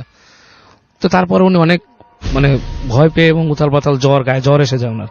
উনি বাড়িতে আসে, এসে এই ঘটনাটা বলে যে আমি এভাবে আসছি। তো তখন ওনার বাসার থেকে ওনার বাবা দাদারা বলে যে কেন তুমি এইভাবে আসলা, এই রাস্তা দিয়ে আসা ঠিক হয়নি, তুমি ওই রাস্তা দিয়ে আসতা, এই রাস্তাটা অভিশপ্ত, এখানে অনেক আজে বাজে জিনিস আছে, এবং এখানে যে তুমি যে মাঝিকে দেখছো এটা আসলে একটা খারাপ জিনিস। এখানে খারাপ জিনিস হলেও সে মানুষকে কম ক্ষতি করছে, কারণ মানুষ বলা হয় যে এখানে একটা মাঝি ছিল, সে কোন একটা অত্যাচারে মারা যায়, সামহাউ তার একটা এখানে রয়ে গেছে। আর ওই নৌকা যেটা তুমি দেখছো, এই নৌকাটা ওখানে ডুবা নৌকা, এই নৌকা আসলে পানিতে চলার জিনিস না। আচ্ছা, এটাতে করে তুমি পার হয়ে আসছো কেন, এটা একটা মিস্ট্রি টাইপের জিনিস ওনার হয়ে যায়। তো যে ওনার একটা বাজে এক্সপিরিয়েন্স। এখন নাকি ওখানে অনেক শহর টর হয়ে গেছে, ওই রাস্তাগুলো অনেক উন্নত ডেভেলপ হয়েছে, যেসব জমিদার বাড়িতে অন্য মানুষ নিয়ে অফিস বানাইছে সরকারি, এগুলো। আপনার কাছে কি মনে হয় কারণটা আসলে? আমার কাছে মনে হয় রাসেল ভাই, ইট ক্যান বি বাজে জিন, বাজে এন্টিটিস, ভালো এন্টিটিস দুইটাই আছে। জিনদের মধ্যে খারাপ ভালো আছে। মোস্ট প্রবাবলি সে কোনো ভালো জিনের কাছে হেল্প পাইছে ওখানে, তাকে যখন নাকি ওই জায়গাটা পৌঁছাই দিছে, ওই জায়গাটাতে যেই শিয়াল টাইপের কিছু দাঁড়ায় ছিল, সেগুলো কোনো খারাপ জিন হতে পারে। তাহলে মাঝিটাকে আপনি কি বলবেন? মাঝিটাকে আমি বলবো যে এটা কোনো ভালো জিন হবে। আচ্ছা, তার তাকে ভয় না পাওয়াটা কোনো দোষের কিছু হয় না। কাজ সে যদি আগে কথা বলতো, দেখেন পুরা রাস্তার মধ্যে কিন্তু সে কোনো কথা বলে নাই, তাহলে কিন্তু এই লোক ভয় পেয়ে যেত বা সামথিং হতো, ঠিক না? সে যদি আগে ডিসঅ্যাপিয়ার হয়ে যেত, উনি ভয় হয়তো এখানে হার্ট ফিল করতে পারতো, ঠিক না? সেটাই, সে কিন্তু সেটা করে নাই, সে একদম তীরে এসে করছে, সেটাই সামহাউ তাকে বন্ধ করছে দিচ্ছে। তো ওইটা ছিল কোনো ভালো জিন। আর যেগুলো পাড়ে ছিল সেগুলো কোনো খারাপ জিনিস, হয়তো ওনার রাস্তাতে ওনাকে যারা ফলো করতেছিল ওইটাও কোনো খারাপ জিনিস ছিল। মানে আপনার কি কোনো সময় এরকম মনে হচ্ছে যে আমরা বিভিন্ন সময় রাস্তাঘাটে চলাফেরার সময়, বিভিন্ন সময়ে যে বিভিন্ন জায়গায় যাওয়া আসার সময় পথে আমরাও তো অনেকের হেল্প পাই, কোন সময় এরকম মনে হচ্ছে তাদের মধ্যে সবাই মানে সবাই যে মানুষ এরকম তো ভাবার? অ্যাকচুয়ালি আমরা যতটুকু মানে জানি বা যতটুকু দেখি, জিনদের মধ্যে তো অনেকে আছে আমাদের মধ্যে বসবাস করে, উই ডোন্ট ইভেন নো যে আসলে কি। যেমন আমি একবার একটা স্টোরি বলছিলাম ভূত এফএমে যে পুরান ঢাকার একটা মাঠের মধ্যে দেখছিল আমার এক ফ্রেন্ড, অনেকদিন আগে বলেছেন যে অনেকগুলো ওর সকালে ঘুম থেকে মানে ভোরে ফাজরের নামাজের ঠিক পরে, আপনার কি মনে আছে মাঠটা মনে হয় আমরা দেখতে গিয়েছিলাম, রাইট? ওই মাঠে দৌড়াদৌড়ি করতেছে কতগুলো ছেলে এবং এগুলো দেখে বোঝা যাচ্ছে না কি। মাঠের মধ্যে দিয়ে নামাজ পড়া শেষ করে প্রথম মুসল্লি ঢুকলো, সাথে সাথে প্রত্যেকটাই একজন হয়ে গেল, রাইট, হয়ে আস্তে করে একটা পিঠে ছালার ব্যাগ নিয়ে বের হয়ে গেল। সো আমরা কিন্তু জানি না কে কোথায় আছে।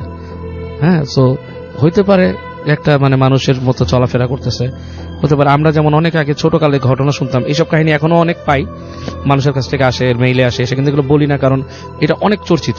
যে অনেক মাদ্রাসায় অমুক একটা ছাত্র ছিল, পরে দেখা গেল যে আপনার এলাকাতেও এরকম ঘটনা আছে অনেক। আমার এলাকাতে যে মাদ্রাসা একটা আছে ওখানে তো প্রতিদিনই ঘটনা ঘটে।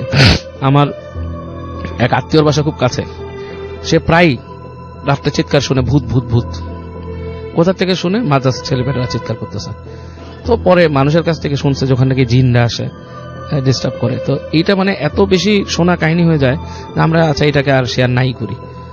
এটা শুনলে মানুষ বলবে যে আমরা শুনেছি, কিন্তু যেটা একই ঘটনা যখন অনেকের কাছ থেকে শোনা যাচ্ছে তখন সেইটা আসলে সেই সন্দেহের কোনো অবকাশ নেই। এই যে এই ধরনের কাহিনী মাদ্রাসায় ছাত্র হিসাবে আসা, ইউনিভার্সিটিতে ছাত্র হিসাবে আসা, রাসেল ভাই আপনার নিজের বাড়ি রাজশাহী, সেখানে কিন্তু রাজশাহী ইউনিভার্সিটিতে এই কাহিনীটা কিন্তু খুবই কমন। রাজশাহী ইউনিভার্সিটি অনেকে বলেছে যে ছাত্র লাইট নিভাই দিচ্ছে হাত বড় করে এবং পরবর্তীতে তাকে দেখা যায়নি। এই ধরনের ঘটনা কিন্তু রাজশাহী ইউনিভার্সিটিতে অনেক শুনছি আমি, অনেক মানুষের মুখে।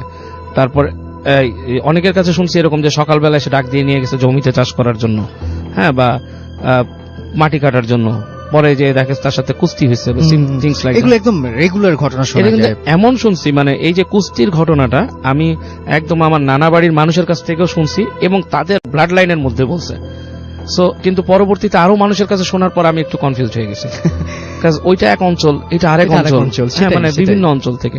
সো এগুলো নিশ্চয়ই ঘটে রাসেল ভাই, না ঘটলে তো মানুষ না হয় না। যে একটা ঘটনা আমি কলকাতা থেকে পাচ্ছি, ঠিক একই ঘটনা ঢাকায় একজন বসে লিখছে, একই রকমের ঘটনা, শুধুমাত্র প্রেক্ষাপট ভিন্ন, মানুষগুলো আলাদা। এই জিনিসগুলো কিন্তু খুবই মানে আজব। তেমন কি এইসবের প্রকারভেদ, ওই যে আপনি ইংলিশ বইগুলোতে, ইংলিশ সাহিত্যে, ইংলিশ হরর বইতে দেখবেন যে লেখা থাকে যে হেডলেস হর্সম্যান। এটা আমি আগে বলছি, হেডলেস হর্সম্যান বাংলাদেশেও আছে, বাংলাদেশে বাংলায় বলে কন্ধকাটা। হ্যাঁ, তো এই জিনিসগুলো কিন্তু কমন। এটা নিয়ে একটা খুব চমৎকার ব্যাখ্যা আছে। মানে ব্যাখ্যাটা হচ্ছে মানে একজন আমার খুব পরিচিত একজন, মানে আমার খুব বন্ধুর মতো এবং বড় ভাই, তিনি একটা কথা বলেছিলেন, সেটা একটু মানে হাস্যকর হবে, তারপর আমি একটু বলছি। উনি বলেন যে আসলে আমরা সামহাও হয়তো অন্য জগতের সাথে কানেক্টেড হয়ে যাই। তো যেরকম হয় না যে অন্য জগতের কোন একটা এন্টিটি আমরা দেখছি বা কিছুটা আমরা দেখছি, সেটা হয়তো ফুললি ডাউনলোডেড হতে পারে না, তাই অর্ধেক অবস্থায় আমরা দেখতে পাচ্ছি। সেটাই তো যাই হোক, মানুষ দেখে আর কি, হ্যাঁ মানুষ দেখে, সেটাই। তো যাই হোক, এরকম ঘটনা নিয়ে এবং আলোচনা আরো বাবু ভাইয়ের সাথে থাকবে আমাদের আরো একবার। সুতরাং আপনারা সবাই সঙ্গেই থাকুন। একটা ছোট্ট বিরতি নিব, বিরতির পরে আবারও ফিরে আসছি। স্টে টিউনড টু রেডিও ফুর্তি এফএম এন্ড ডু ফুর্তি। 166 শক্তিশালী ইঞ্জিন নিয়ে র, রিয়েল, রেড আর রকিং হর্নেট এখন পাওয়া যাচ্ছে 1,89,800 টাকায়। আজই চলে আসুন আপনার নিকটস্থ হন্ডা শোরুমে। যদি নন স্টপ গান শুনতে চান তো রেডিও ফুর্তি বাজান। ভূত FM, the night comes alive. বিশ্বাস করা না করাটা আপনার ব্যাপার।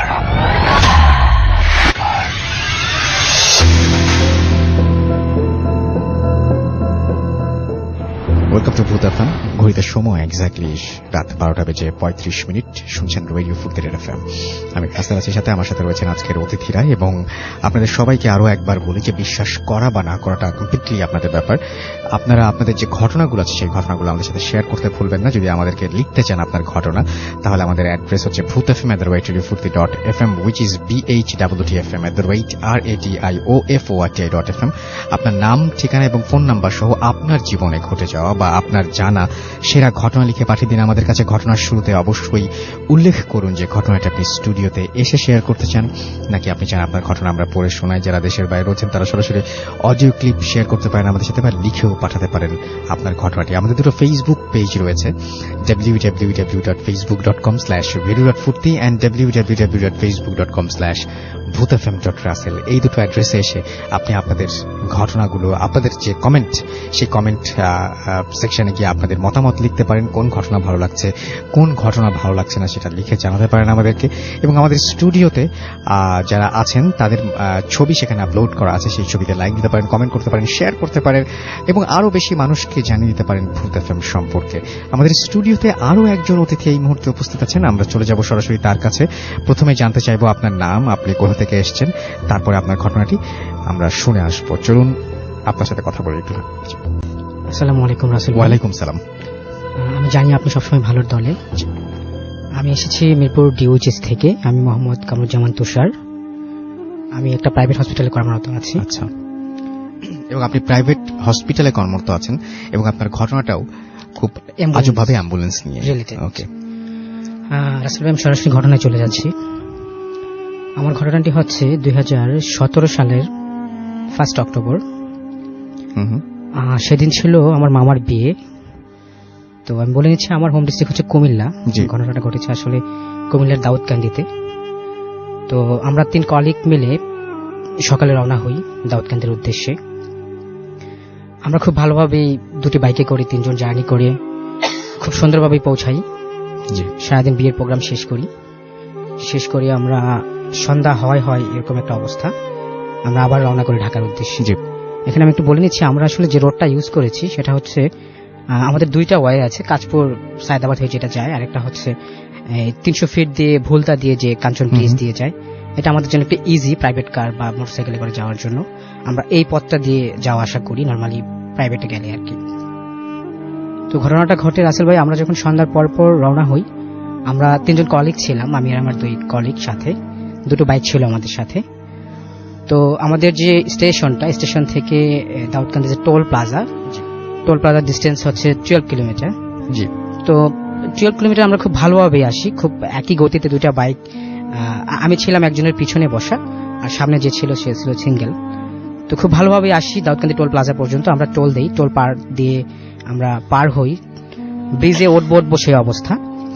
তো যে সিঙ্গেল ছিল সে হচ্ছে আমাদের সামনে, আর আমার সামনে একজন ড্রাইভ করছে, আমি পিছনে বসা। তো হঠাৎ আমাদের পিছনেই একটা অ্যাম্বুলেন্স টোল দিয়ে মানে জোরে হর্ন বাজিয়ে, সাইলেন্সারটা বাজিয়ে জোরে জোরে আসতেছে। নর্মালি যেভাবে আসে খুব জরুরি বা আইসিইউ অ্যাম্বুলেন্স যেগুলা, ওই টাইপের যে জোরে হর্ন দিয়ে খুব হলে, ইমার্জেন্সি হলে যে কাজটা করে সেভাবেই আসছে। তো আমি তাকিয়ে আছি অ্যাম্বুলেন্সটার দিকে, খুব জোরে আওয়াজ দিচ্ছে, বাট আমাদেরকে ক্রস করছে না অ্যাম্বুলেন্সটা। তো আমি চিন্তা করছি, এত জোরে মানে সাইলেন্সার বাজাচ্ছে, এত ইমার্জেন্সি, আমরা আমাদের বাইকের গতি কমাই দিচ্ছি। আমি বললাম যে একটু স্লো যান, অ্যাম্বুলেন্সটা চলে যাক। তো অ্যাম্বুলেন্সটা যাচ্ছে না। আমি বলছি, এটা কেমন অ্যাম্বুলেন্স, এত জোরে জোরে সাইলেন্সার দিচ্ছে, আর আমাদের গতি কমিয়ে দিলাম 30-40 মতো, আর অ্যাম্বুলেন্সটা যাচ্ছে না কেন? তো ওকে বললাম যে আসতে যান, ও অ্যাম্বুলেন্সটা যাক। পরে দেখলাম যে অ্যাম্বুলেন্সটা আমাদেরকে ক্রস করছে। ক্রস করার সময় যেটা খেয়াল করলাম সেটা হচ্ছে, অ্যাম্বুলেন্সের যে একটা গ্লাস থাকে মিডিলের দিকে, পিছনের গ্লাসগুলো কালো, উইন্ডোটা খোলা, সেখানে একটা লোক, সে আমার দিকে তাকিয়ে আছে। আচ্ছা, তো আমি নর্মালি নিয়েছি যে তাকিয়ে আছে, আমাদেরকে সে ক্রস করলো। তো আমরা যাচ্ছি আমাদের মতো। এর মধ্যে রাসেল ভাই আমাকে যে নিয়ে ড্রাইভ করতেছিল, সে বলতেছিল যে আমি একটু আনইজি লাগতেছে বাইকটা চালাতে, এতক্ষণ তো ভালো লাগছিল, একটু আনইজি লাগতেছে। আমি বলছি একটু জোরে চালান, অ্যাম্বুলেন্সটা এখন চলে গেছে, আর একটু জোরে চালান। আমাদের যে সামনে যে আছে সে খুব দ্রুত যাচ্ছে, 60-70 গতিতে যাচ্ছে। তো সে কি করলো, আর যেতে পারছে না, এই গতিতেই যাচ্ছে, 35 ম্যাক্সিমাম 40। আমি তাকে পুশ করতেছি যে তাড়াতাড়ি যান, আমাদের ঢাকায় পৌঁছাতে হবে, হয়তো অনেক রাত্র হয়ে যাবে। তো সে কোনোভাবেই পারছে না। তার কেমন জানি একটু মানে আসার সময় নর্মালি সে যেমন 80-100-এ চালিয়ে আসছে, ওরকম স্পিডটা তার মধ্যে আর নাই, সেই স্পিডটা একদমই কমে গেছে। তো আমি আর হাইওয়েতে একটা প্রবলেম হচ্ছে, গাড়ির গতির সাথে মিলিয়ে চলতে হয়। গাড়ি গতির সাথে না মিলিয়ে চললে পিছন থেকে বারবার হর্ন দিতে থাকে, ডিস্টার্ব করে। তো তারপর আমরা চালাচ্ছি আমাদের গতিতেই, সেই অ্যাম্বুলেন্সটা আবার স্লো হয়ে আমাদের পিছনে চলে আসলো। আচ্ছা, তো আবার বললাম যে এত জরুরি অ্যাম্বুলেন্স, এত জোরে সাইলেন্সার দিচ্ছে, এটা এত স্লো যাচ্ছে কেন? আবার আমরা ক্রস করার সময় দেখছি সেই লোকটা মানে বারবার সেই লোকটা আমার চোখেই পড়ছে, আমি পিছনে বসা, তো আবার সেই লোকটা, তো আবার জোরে জোরে পিছন থেকে সেই সাইলেন্সার বাজাচ্ছে, এভাবেই চলতে থাকে তার সাথে। এর মধ্যে যে আমার সামনে যে ড্রাইভ করছে সে খুব নার্ভাস হয়ে যায়, সে এভাবেই চালাতে থাকতেছে। তো আমি যেটা ধারণা করতেছিলাম যে এত জোরে জোরে আসতেছে, ঘটনাটা কি হইতে পারে, তারা যাচ্ছে না কেন। তা আমি কয়েকবার মানে হাতে ইশারা করে তাকে সিগন্যালও দিলাম যে আপনি যান, আমরা স্লো যাচ্ছি, আপনি যান, বাট না, তার যে গতি নর্মালি সেভাবেই চলছে। তো আমার মধ্যে একটা মানে ভয় কাজ করছে, এটা কিভাবে সম্ভব যে এত দ্রুত গতির অ্যাম্বুলেন্সটা বারবার আমাদেরকে পিছনে পড়তেছে, আবার সামনে যাচ্ছে, এরকম করে না, মানে একটা মানে খেলার মতো। একবার আমরা যাচ্ছি, একবার সে পিছনে, আপনাকে ক্রস করে যাওয়ার পরে আবার পেছনে এসে অদ্ভুত পড়ছে ব্যাপার আসলে। হ্যাঁ, এবং যে তাকিয়ে আছে সে আমার দিকে তাকিয়ে আছে। জি। তা আমার মধ্যে একটা ভালো ভয় কাজ করতেছে যে ঘটনাটা কেমন। তাছাড়া যে ড্রাইভ করতে সে খুব নার্ভাস হয়ে গেছে, ওই দিক দিয়ে সামনে যে আছে সে আমাদের উপর খুব বিরক্ত হয়ে যাচ্ছে, কারণ তার গতির সাথে আমরা কোনোভাবে মিলাতে পারতেছি না। সে কোনো একটা জায়গায় থামতেছে 60-70 গতিতে, আবার যখন আমরা তাকে ছুঁই তারপর আবার সে চালায় নর্মালি, সে আগে চলে যাচ্ছে, বাট কোনোভাবে আমরা একসাথে এক রথে আমরা যেতে পারছি না। তো আমি মানে মনে মনে একটা টার্গেট করি যে আমরা তো মদনপুর যখন যাব তখন তো রাইট টার্ন নিব আমরা, তো তখন হয়তো এটা তো নর্মালি ওই দিক থেকে যে পেশেন্ট গুলো আসে সেগুলো নর্মালি ঢাকা মেডিকেল অথবা পিজি ওই দিকটাতে যায়, নর্মালি 300 ফিটে যাওয়ার কোনো পসিবিলিটি নেই। তো ভাবলাম যে আমরা হয়তো বেঁচে যাব, আল্লাহ আমাদেরকে বাঁচাইয়া যাবে, যে অ্যাম্বুলেন্সটা ওইদিকে চলে যাবে। তো আমাদের সামনে যে ছিল সে রাইট টার্ন নিয়ে সামনে অপেক্ষা করতেছে, আমরাও গেলাম। যাওয়ার পর দাঁড়ালাম একসাথে, দাঁড়ায় দেখি যে অ্যাম্বুলেন্সটা ঠিক রাইট টার্নই করলো। রাইট টার্নটা করলে সে আমাদেরকে খুব স্পিডে ক্রস করে গেল। আমি তখন খুব বেশি অবাক হয়ে গেলাম যে এইদিকে এটা কিসের জন্য আসলো, এটা তো ওইদিকে যাওয়ার কথা, সোজা যাওয়ার কথা, কেন রাইট টার্নে আসলো, দেখে আমাদেরকে ফলো করছে এরকম কিছু। তো এর মধ্যে ওই আমাকে যে নিয়ে ড্রাইভ করতেছিল সে খুব নার্ভাস ফিল করতেছে, সে বলতেছে আমি কেন জানি বাইক টানতে পারতেছি না।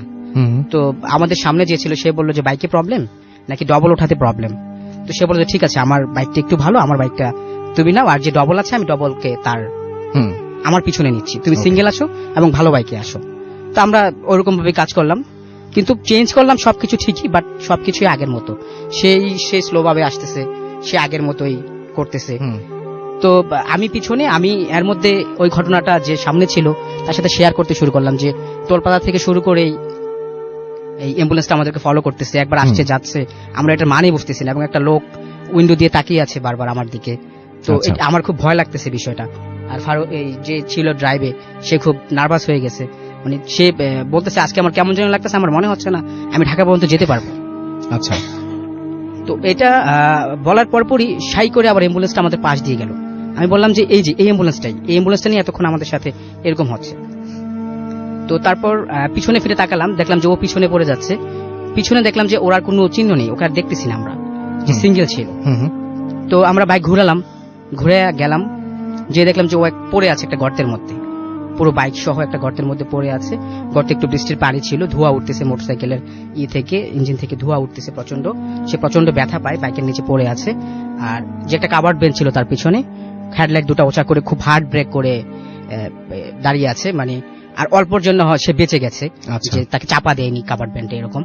তো আমরা যাওয়ার পর তো আমরা অবাক, দেখি এটা যেটা কিভাবে হইলো, তাকে জিজ্ঞাসা করতেছি, সে বলতে পারতেছে না যে কিভাবে পড়লো, কেন পড়লো, কিছুই বলতে পারতেছে না। বাট সে মানে দুর্ঘটনাটা কিভাবে হলো এটাই তার কোনো আইডিয়া নেই। আচ্ছা। তো আমরা কাভার্ড ভ্যান ওনাকে দোষ দিতে পারছি না, কারণ সে হার্ট ব্রেক করার কারণে সে বেঁচে গেছে, তিনি বরং বাঁচিয়ে দিয়েছেন। হ্যাঁ, ভালো বলতেছে যে সে হার্ট ব্রেক করেছে।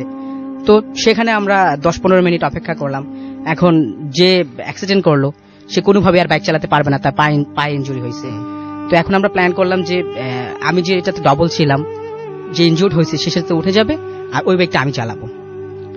তো ওইভাবেই করছি। এখন হচ্ছে ওরা ভালোভাবে আগের মতো যাচ্ছে, বাট এবার আমার সাথে আবার দেখি যে ওই অ্যাম্বুলেন্সটা আবার আমার পিছিয়ে পড়ে গেছে, তারা স্পিডে যাচ্ছে। তো আবার সেই ঘটনা, সেই অ্যাম্বুলেন্সটা আবার আমার সাথে, আমি তো এখন সিঙ্গেল, তখন তো 2 জন ছিলাম, আমার মধ্যে একটু ভয় কম ছিল, এখন ভয়ের পরিমাণটা আরো বেড়ে গেছে, যে আবার অ্যাম্বুলেন্সে যাচ্ছে এবং ওই লোকটা ঠিক একইভাবে আমার দিকে তাকিয়ে আছে। তো আমি মানে ভীষণ ভয় পাইতেছি যে আমি কি এভাবে যাইতে পারবো ঢাকা পর্যন্ত, নাকি ওনাদেরকে আমি ধরতে পারবো, ওনারা কোথায় আছে। আর আমার ফোনেও চার্জ ছিল না যে তাদেরকে একটা ফোন করে আমি বলবো যে এই গন্তব্যে আমি আছি। তো এভাবে করতে করতে ভুলতা যে 4 কোণার যে মাথাটা আছে, 4 রাস্তা একটা ফ্লাইওভার হচ্ছে, ওই পর্যন্ত আমরা আসি। আসার পর 12 চাকার একটা বড় গাড়ি আছে, আমি কিভাবে যেন ওইটার মাঝ পর্যন্ত ঢুকে গেলাম। আচ্ছা। মানে বড় একটা দুর্ঘটনা ঘটতো, আল্লাহ বাঁচাইছে আমাকে।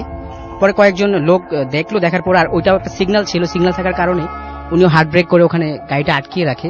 পরে কয়েকজন আমাকে টেনে বের করলো বাইকটাতে একটু ক্ষতি হয়েছে, এই ব্রেকটা একটু বাঁকা হয়ে গেছিল। তো এই বাঁকা ব্রেক নিয়েই আমি সামনের দিকে আগাইতেছি। তো একটু পর যাচ্ছি, এটা ক্রস করলাম, ক্রস করে দেখি যে আবার সেই অ্যাম্বুলেন্স, আবার সেই ঘটনা, আবার মানে এরকম হচ্ছেই। মানে সেই শুরুতে যেটা হয়েছে এখন পর্যন্ত সেটা হচ্ছে, আর ভয়টা আমার বাড়তেছে যে আমি কি করব, মনে হচ্ছে বাজে কিছু হচ্ছে আমার সাথে এটা। তারপর একটু পর আমি গেলাম, যাওয়ার পরে আমি ওই অ্যাম্বুলেন্সটা আবার আমাকে খুব দ্রুত ক্রস করে গেল, আবার সেই লোক, আবার সেই চেহারা, এবং আপনার দিকে আবারও তাকালো। আচ্ছা। তো ওইদিকটা একটা গ্রাম অঞ্চল টাইপের, তো মানে কিছু কাভার্ড বেঞ্চ ছাড়া লোকাল বাসও দেখা যাচ্ছে না, মানে প্রাইভেট কারটার খুব কম, মানুষজনের হাঁটা চলা খুব কম, নরমালি মালামাল ক্যারি করা হয় রোডটা দিয়ে। তো তারপর কি হলো, তারপর অ্যাম্বুলেন্সটা খুব দ্রুত চলে গেল, আমি ভয় পেয়ে গেলাম। ভয় পাওয়ার পর অ্যাম্বুলেন্সটাকে আর দেখলাম না কিছুক্ষণ। এরপর দেখলাম একটা প্রাইভেট কার, প্রিমিয়ার টাইপের প্রাইভেট, সেটা হচ্ছে নরমালি দুই পাশে যে গ্লাস থাকে, লুকিং গ্লাস লাল কাপড় বাঁধা। আচ্ছা। নরমালি ডেড বডি ক্যারি করলে যে পিক আপে বা গাড়িতে করে আর কি, যে একটা রেড সিগন্যাল দিয়ে যাচ্ছে ওরা, দুই পাশে কাপড় বাঁধা। আসল ভাই ওইটা হচ্ছে মানে ওই গাড়িটা আবার একটা দ্রুত দেখলাম আমাকে গেল, কিন্তু সেই লোকটাই সেই গাড়ির সামনে বসা, যেই লোকটা ছিল অ্যাম্বুলেন্সে ড্রাইভ করছিল না, সে ড্রাইভারের পাশে সিটে বসে আছে, এবং সেই গাড়িটার গ্লাসগুলো সবগুলাই কালো। মুহূর্তের মধ্যে আমি চিনতে পারলাম যে সেই লোকই অ্যাম্বুলেন্সে যে ছিল, একই লোক। আমি তো আসলে আরো বেশি ঘাবড়ে গেলাম যে মনে হয় সম্ভব না আমার পক্ষে যাওয়া। আমি তখন বাইকটা থামায় রাখলাম, যে আমার উপযুক্ত টাইম হচ্ছে এখন থামিয়ে রাখা, আমার আর কোনো উপায় নেই, আমি যেতে পারছি না। বাইকটা থামিয়ে রাখি, এখন আমি কাউকেই পাচ্ছি না এখানে যে আমাকে কেউ একটু হেল্প করবে, রাত্র হয়ে যাচ্ছে, শুধু একটু কয়েকটা কাভার্ড ভ্যান দেখতেছি। আর একটা অনেক একটা কাজ করতে হলো ছিনতাইয়ের ভয়, ওই রাস্তাটা বেশি ভালো না, খুব ভয় কাজ করতেছিল। পরবর্তীতে আমি কয়েকজন লোককে পাওয়ার পরে তাদের ফোন নাম্বার দিয়ে আমাদের সামনে যারা ছিল তাদেরকে কল ইনফর্ম করি যে এই পজিশনে আছি। ওরা আসলে আমাকে হেল্প করলো, হেল্প করে আবার সে আগের মতোই আমরা যাচ্ছি। তো যাওয়ার পরে আমি তো খুব ভয়ে যাচ্ছি, তো ওরা অনেকটা আমার সাথে সাথে যাচ্ছিল, কিন্তু আমি যেই গতিতে যাচ্ছি আসলে ওরা কোনোভাবে ওটা পারতেছে না। আর এরপরই 300 ফিটের কাছাকাছি চলে আসছি, একটা যানজট লাগছে, ওখানে ওদেরকে আমি আবার হারাই ফেলি, পাই না। তো ওরা কাঞ্চন ব্রিজটা ক্রস করে ওরা কাঞ্চন ব্রিজের ওই পার থাকে, আর আমিও এর মধ্যে, আর ওই গাড়িটাকে আমি দেখি না, আর পান না ওই অ্যাম্বুলেন্সটাকে আর পাই না, গাড়িটাকে আর আমি দেখি না, যানজটে অনেক গাড়ি দেখি, বাট ওই গাড়িটাকে আমি দেখি না। একটা সেডান দেখছিলেন, ওইটাও আর দেখছি না। গাড়িটাকে আমি দুইবার দেখেছি, একবার সময় দেখেছি, আরেকবার সামনে আরেকবার দেখবো।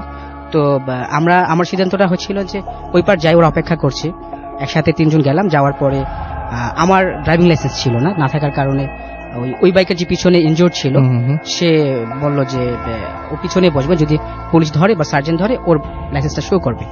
আমি ড্রাইভিং আছি, আমি চালাচ্ছি, ও পিছনে। তো আমরা দুজনে এখন আবার উনি আবার চলে যাচ্ছে, তো আমরা 300 ফিট দিয়ে যাচ্ছি, উনি খুব গতি দিয়ে যাচ্ছে, আর আমরা নর্মালি অ্যাজ ইউজুয়াল 30-35 যাচ্ছি।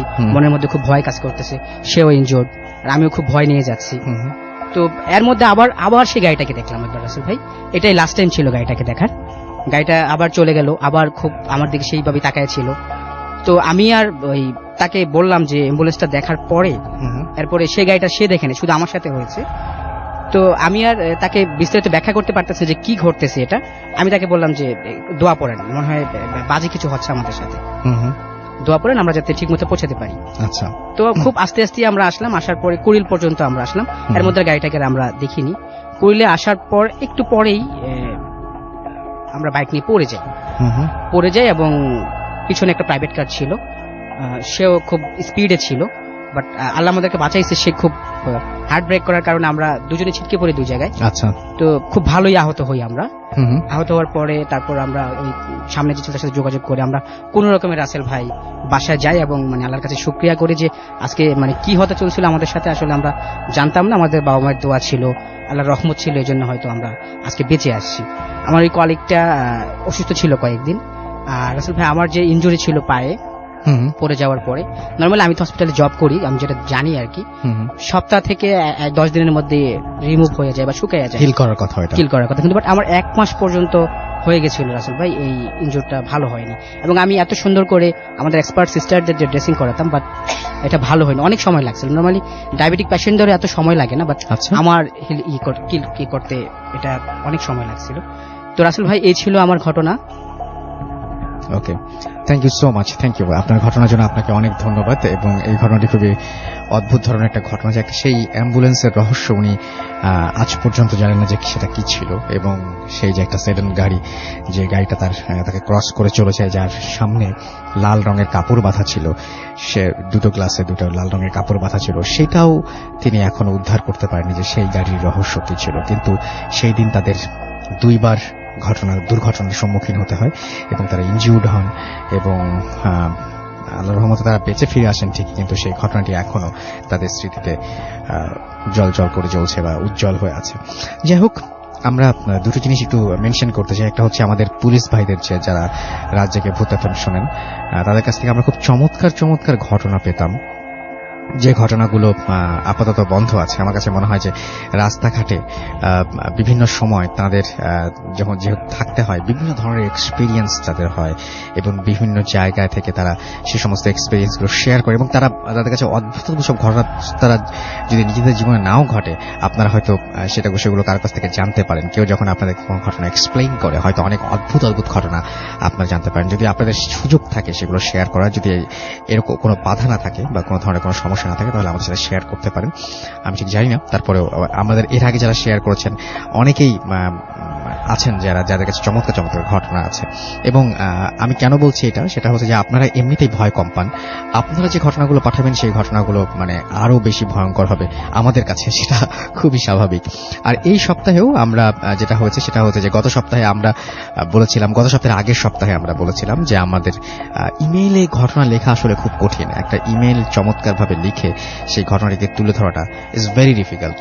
তো ভালো ইমেল পাওয়াটা খুব ডিফিকাল্ট আমাদের জন্য। তো আমরা গত আগের সপ্তাহে বলেছিলাম যে ভালো ইমেল আমরা এই সপ্তাহে পাইনি, সুতরাং আগের ইমেল থেকে পড়ছি। অনেক আগে পাঠানো ইমেল থেকে বেছে আমরা আবার বের করলাম, সেই ইমেল থেকে পড়লাম। এবং তার পরের সপ্তাহে যেটা হলো সেটা হচ্ছে অনেকগুলো ইমেল একসঙ্গে পেলাম, এবং সেগুলো খুব চমৎকার ঘটনা। ঠিক একইভাবে গত সপ্তাহেও আমরা আমাদের প্রচুর ইমেল পেয়েছি, কিন্তু একটাও সিলেক্টেড হয়নি। আমরা গত সপ্তাহের আগের সপ্তাহে যে ইমেল পেয়েছিলাম সেখান থেকে কিন্তু আজকের প্রথম ঘটনাটা আমরা আপনাদের শুনিয়েছি।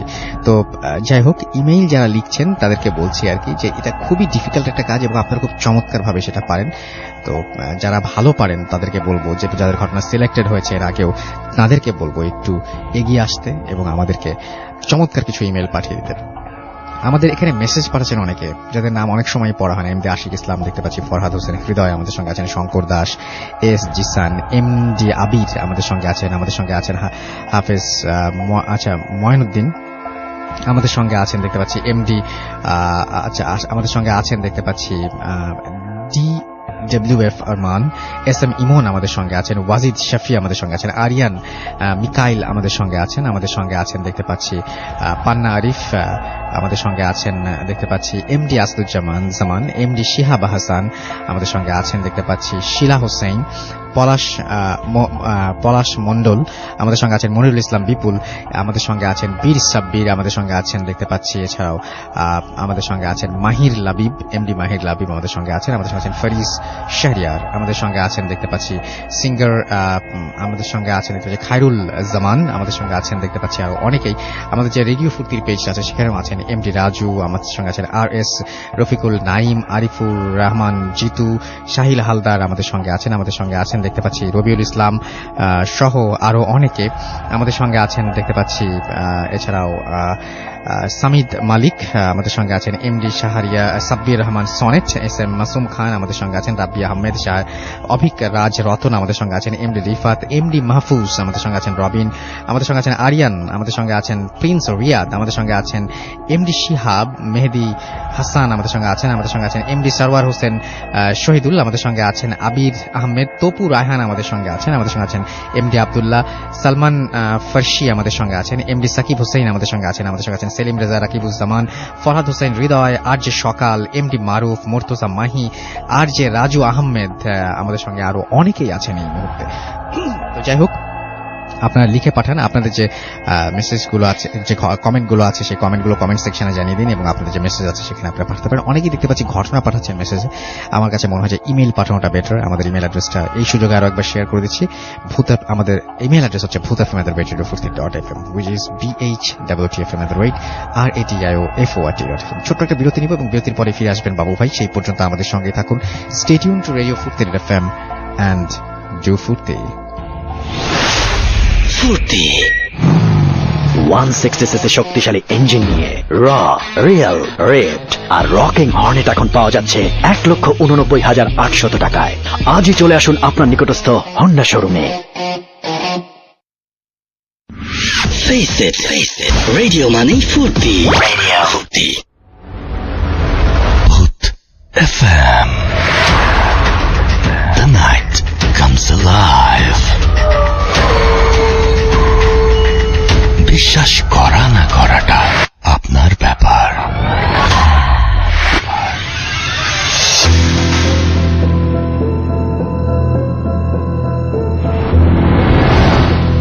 Welcome back. ঘড়িতে সময় রাত 12:59। আমি রাস্তার আছি সাথে এবং এই মুহূর্তে আমি যেটা বলেছিলাম যে আপনাদের কিছু কমেন্ট আমরা পড়ব এবং সেই কমেন্টগুলো আমাদের যে ফুর্তির পেজ আছে সেখান থেকে পড়তে চাই। একটু আগে ভূত এফএমের কমেন্ট পড়েছি, এখন রেডিও ফুর্তির কমেন্ট পড়বো এবং আমি দেখতে পাচ্ছি সালহা খানম আহিবা আমাদের সাথে আছেন, আমাদের সঙ্গে আছেন আসাদুল খান, সিয়াম নাটোর থেকে আমাদের সঙ্গে আছেন, বেনজির আহমেদ আমাদের সঙ্গে আছেন, আমাদের সঙ্গে আছেন SM মাসুম খান, আমাদের সঙ্গে আছেন অন্ত মানিক, আমাদের সঙ্গে আছেন দেখতে পাচ্ছি MD রহিম শেখ, আমাদের সঙ্গে আছেন অরণ্য সাজ্জাদ, আমাদের সঙ্গে আছেন দেখতে পাচ্ছি এছাড়াও মমিনুল ইসলাম আপন, আমাদের সঙ্গে আছেন আরাফাত রাফি, সৈয়ব তুহিন আমাদের সঙ্গে আছেন, আমাদের সঙ্গে আছেন গোবিন্দ, আমাদের সঙ্গে আছেন দেখতে পাচ্ছি ইয়াসিন শারফারাজ শাফিন, আমাদের সঙ্গে আছেন সোহাইব তুহিন, SK শাকিউন আমাদের সঙ্গে আছেন, আমাদের সঙ্গে আছেন দেখতে পাচ্ছি এছাড়াও MD Helal Ahmed, Saudi Arabia থেকে তিনি অ্যাপ দিয়ে শুনছেন, আমাদের সঙ্গে আছেন মোহাম্মদ নাজমুল নাদিম, আমাদের সঙ্গে আছেন তাসনিফ জামান, আমাদের সঙ্গে আছেন দেখতে পাচ্ছি জুবায়ের হাসান নাদিম, আমাদের সঙ্গে আছেন সৈয়দ তাজউদ্দিন আহমেদ নোমান, আমাদের সঙ্গে আছেন MD আসদুজ্জামান, রুহি খান আমাদের সঙ্গে আছেন, আমাদের সঙ্গে আছেন অনিক খান, আমাদের সঙ্গে আছেন তুষার সৈয়দাবাদী, আমাদের সঙ্গে আছেন সাদমান ইসলাম প্রান্ত, জয় অ্যালাইভ আমাদের সঙ্গে আছেন, আমাদের সঙ্গে আছেন রাশিদুল, আমাদের সঙ্গে আছেন মোহাম্মদ সামিন আসহাব, আমাদের সঙ্গে আছেন SH ইমন, আমাদের সঙ্গে এছাড়াও আছেন মবিন হাসান পিয়াস, MD আকাশ আমাদের সঙ্গে আছেন, শুভ আমাদের সঙ্গে আছেন, আমাদের সঙ্গে আছেন অ্যাঞ্জেল নিহা আমাদের সঙ্গে আছেন, আরো অনেকেই। তো যাই হোক, আপনারা লিখুন আমাদেরকে এবং আপনাদের সেরা ঘটনা পাঠিয়ে দিন আমাদের কাছে। আমি এখন যেটা করবো সেটা হচ্ছে চলে যাব বাবু ভাইয়ের কাছে এবং তার কাছ থেকে একটা চমৎকার ঘটনা আমরা এই মুহূর্তে শুনে আসব। আশা করছি গতবারের ঘটনায় প্রচুর প্রশংসা করেছেন আপনারা, লিখছেন বাবু ভাইয়ের ঘটনা সম্পর্কে এবং এই ঘটনাটা আশা করছি আপনাদের ভালো লাগবে। বাবু ভাই, welcome back. Thank you Rasel ভাই। এই কাহিনীটা আপনার আমি শুনেছি হচ্ছে কি সুমিতের কাছে। জি। তো সুমিত, এটা হচ্ছে আপনার ঢাকার বাইরের একটা কাহিনী, এটাও যথারীতি আপনার একটা আসলে ট্রাভেলিং এর উপরই। তো জিনিসটা মানে আমার কাছে বেশ অবাক লাগলো কোইন্সিডেন্টলি, যে এর আগে যিনি বললেন ওনারও ছিল হচ্ছে ট্রাভেলিং এর, আমার প্রথম কাহিনীটাও কাইন্ড অফ লাইক দ্যাট ছিল। এটাও সেরকম আসলে সিলেক্ট করার সময় তো করা হয়েছে করার আর কি। যাই হোক, সুমিতের এই কাহিনীটা হচ্ছে যে বাংলাদেশের খুব বিখ্যাত একটা রাস্তার কথা, কিন্তু আমি অ্যাকচুয়ালি ওই রাউটটা উল্লেখ করব না, কারণ ওইখানে রেস্টুরেন্ট এই একটাই পড়ে বেশ বড়। এখন আমি যদি এটা নাম বলি অনেকে কিউরিয়াস হবে। যাই হোক, তো সুমিত যাচ্ছিল তাদের বাড়িতে এবং যথারীতি সে আপনার তার বাসটা ছিল রাতে এবং ঠিক ধরেন ঢাকা থেকে যখন যাচ্ছে যেতে যেতে একটা সময় যখন পৌঁছায় তখন অলরেডি রাত হয়ে গেছে, লাইক 12টা-1টা এরকম ভোরের দিকে তার ডেস্টিনেশনে পৌঁছানোর কথা আর কি। তো ও যেখানে যাচ্ছিল সেখানে রাসেল ভাই এমন একটা জায়গায় রেল স্টেশনটা, যে আপনার এরপরে রেল স্টেশনের পরের জায়গাটা হচ্ছে প্রান্তর। আচ্ছা, এটা কোনো একটা সময় বিলের মতো হয়ে যায় বৃষ্টির সময়, আর যখন মানে যে পাশে পানি রাস্তার পাশে চলে আসে, আর শুষ্ক সময় শুষ্ক থাকে, ধুধু প্রান্তর থাকে। এবং অ্যাকচুয়ালি কিন্তু এরপর আর রেল স্টেশন নাই, দীর্ঘ সময় ওই রাস্তাতেই চলতে হবে গাড়িটা, এরকম একটা জায়গায়। এবং ওই রাস্তাতে অনেক দূর চলার পর দুই পাশে হয়তো একটু বনের মতো জঙ্গলের মতো পড়ে এরকম। সো এবং রাসেল ভাই আপনি নিজেও ট্রাভেল করছেন অনেক রাস্তায়, এটুকু বলে রাখলাম আর কি। আচ্ছা, যাই হোক, ও ও যখন ওখানে পৌঁছায় তখন রাতের বেলা, রাসেল ভাই রাতের বেলা ওই রেল স্টেশনে পৌঁছায়। বেশ ওই রেস্টুরেন্টটা বেশ বড়, লাক্সারিয়াস, 1 তলা 2 তলা 3 তলা এরকম, এবং ওপরের দিকে একটু পরিচ্ছন্ন জায়গা, নিচের দিকে তো এভারেজ। তো উঠে যায় সুমিত, ওখানে ওদের গাড়িতে করে যাচ্ছিল, ওরা গাড়ি পার্ক করে উপরে উঠে যে আপনার ওই যে লাউঞ্জ যেখানে মানে বসে দেখে লাউঞ্জ ফাঁকা। রাতের বেলা খুব একটা বাসও থামে নাই, যেহেতু তার প্রাইভেট কারে ট্রাভেল করা হচ্ছে, অন্য কোনো বাসের স্ক্যাজুয়াল নাই। আচ্ছা, শান্ত যখন অনেকগুলো বাস থামে তখন ধরেন ডিফারেন্ট মানুষজনের আনাগোনা ঘটে। তো ও দেখতেছে যে পুরোটাই ফাঁকা ওই জায়গাটা। তো এক জায়গায় যে বসে যে কিছুক্ষণ চিন্তা করে কি করবে, হালকা লাইট স্ন্যাক্স এর কথা চিন্তা করে। তো ওখানে বেশ করে বাইরের স্ন্যাক্স খুব ভালো পাওয়া যায় না, আইসক্রিম, কফি, স্যান্ডউইচ এগুলাই। তো এইগুলো অর্ডার করে ওগুলো নিয়ে এসে আস্তে করে বসে একটা টেবিলে। যখন বসে আছে ও হঠাৎ করে খেয়াল করে যে একটা কোণা ছিল অন্ধকার, কিন্তু লাইট লাগানো, বেশি স্পট লাইটও আছে মাঝখানে। তো গ্লাসের এক পাশে দেখে অন্ধকারে যে কিছু নড়াচড়া টাইপের আর কি। আচ্ছা, তো খেয়াল করে দেখে যে একটা মেয়ে বসে আছে। মেয়েটা বসে, হালকা আলো পড়ছে তখন সে আরো খেয়াল করতেছে, একটা আলো আধারী ছায়ার মধ্যে মেয়েটা বসা। এন্ড তার শাড়ির রং হচ্ছে আপনার কাইন্ড অফ রেড, এটাও বোঝা যাচ্ছে। লালের মধ্যে হালকা আলো পড়াচ্ছে, এটা মানে ডার্ক মেরুন রাখতেছে অন্ধকারে। আচ্ছা, মেয়েটা বসে আছে, মেয়েটা তাকাচ্ছে ওদিক থেকে, ও তাকাচ্ছে। এন্ড হি ফেল লাইক তাদের ভেতরে কোন একটা মানে ভাবের আদান প্রদান হচ্ছে, এরকম একটা ব্যাপার। তো দেখছে ও খুব মানে কফিতে চুমুক দিচ্ছে, খুব খোশ মেজাজে চলে যায় আর কি। তো বেশ কিছুক্ষণ ওখানে বসে থাকে, ও দেখে। তারপর ও একসময় চিন্তা করে যে ও মেয়েটার সাথে কথা বলতে চায় আর কি, মানে that's what he wills to do. আচ্ছা, এটা ইচ্ছা করে।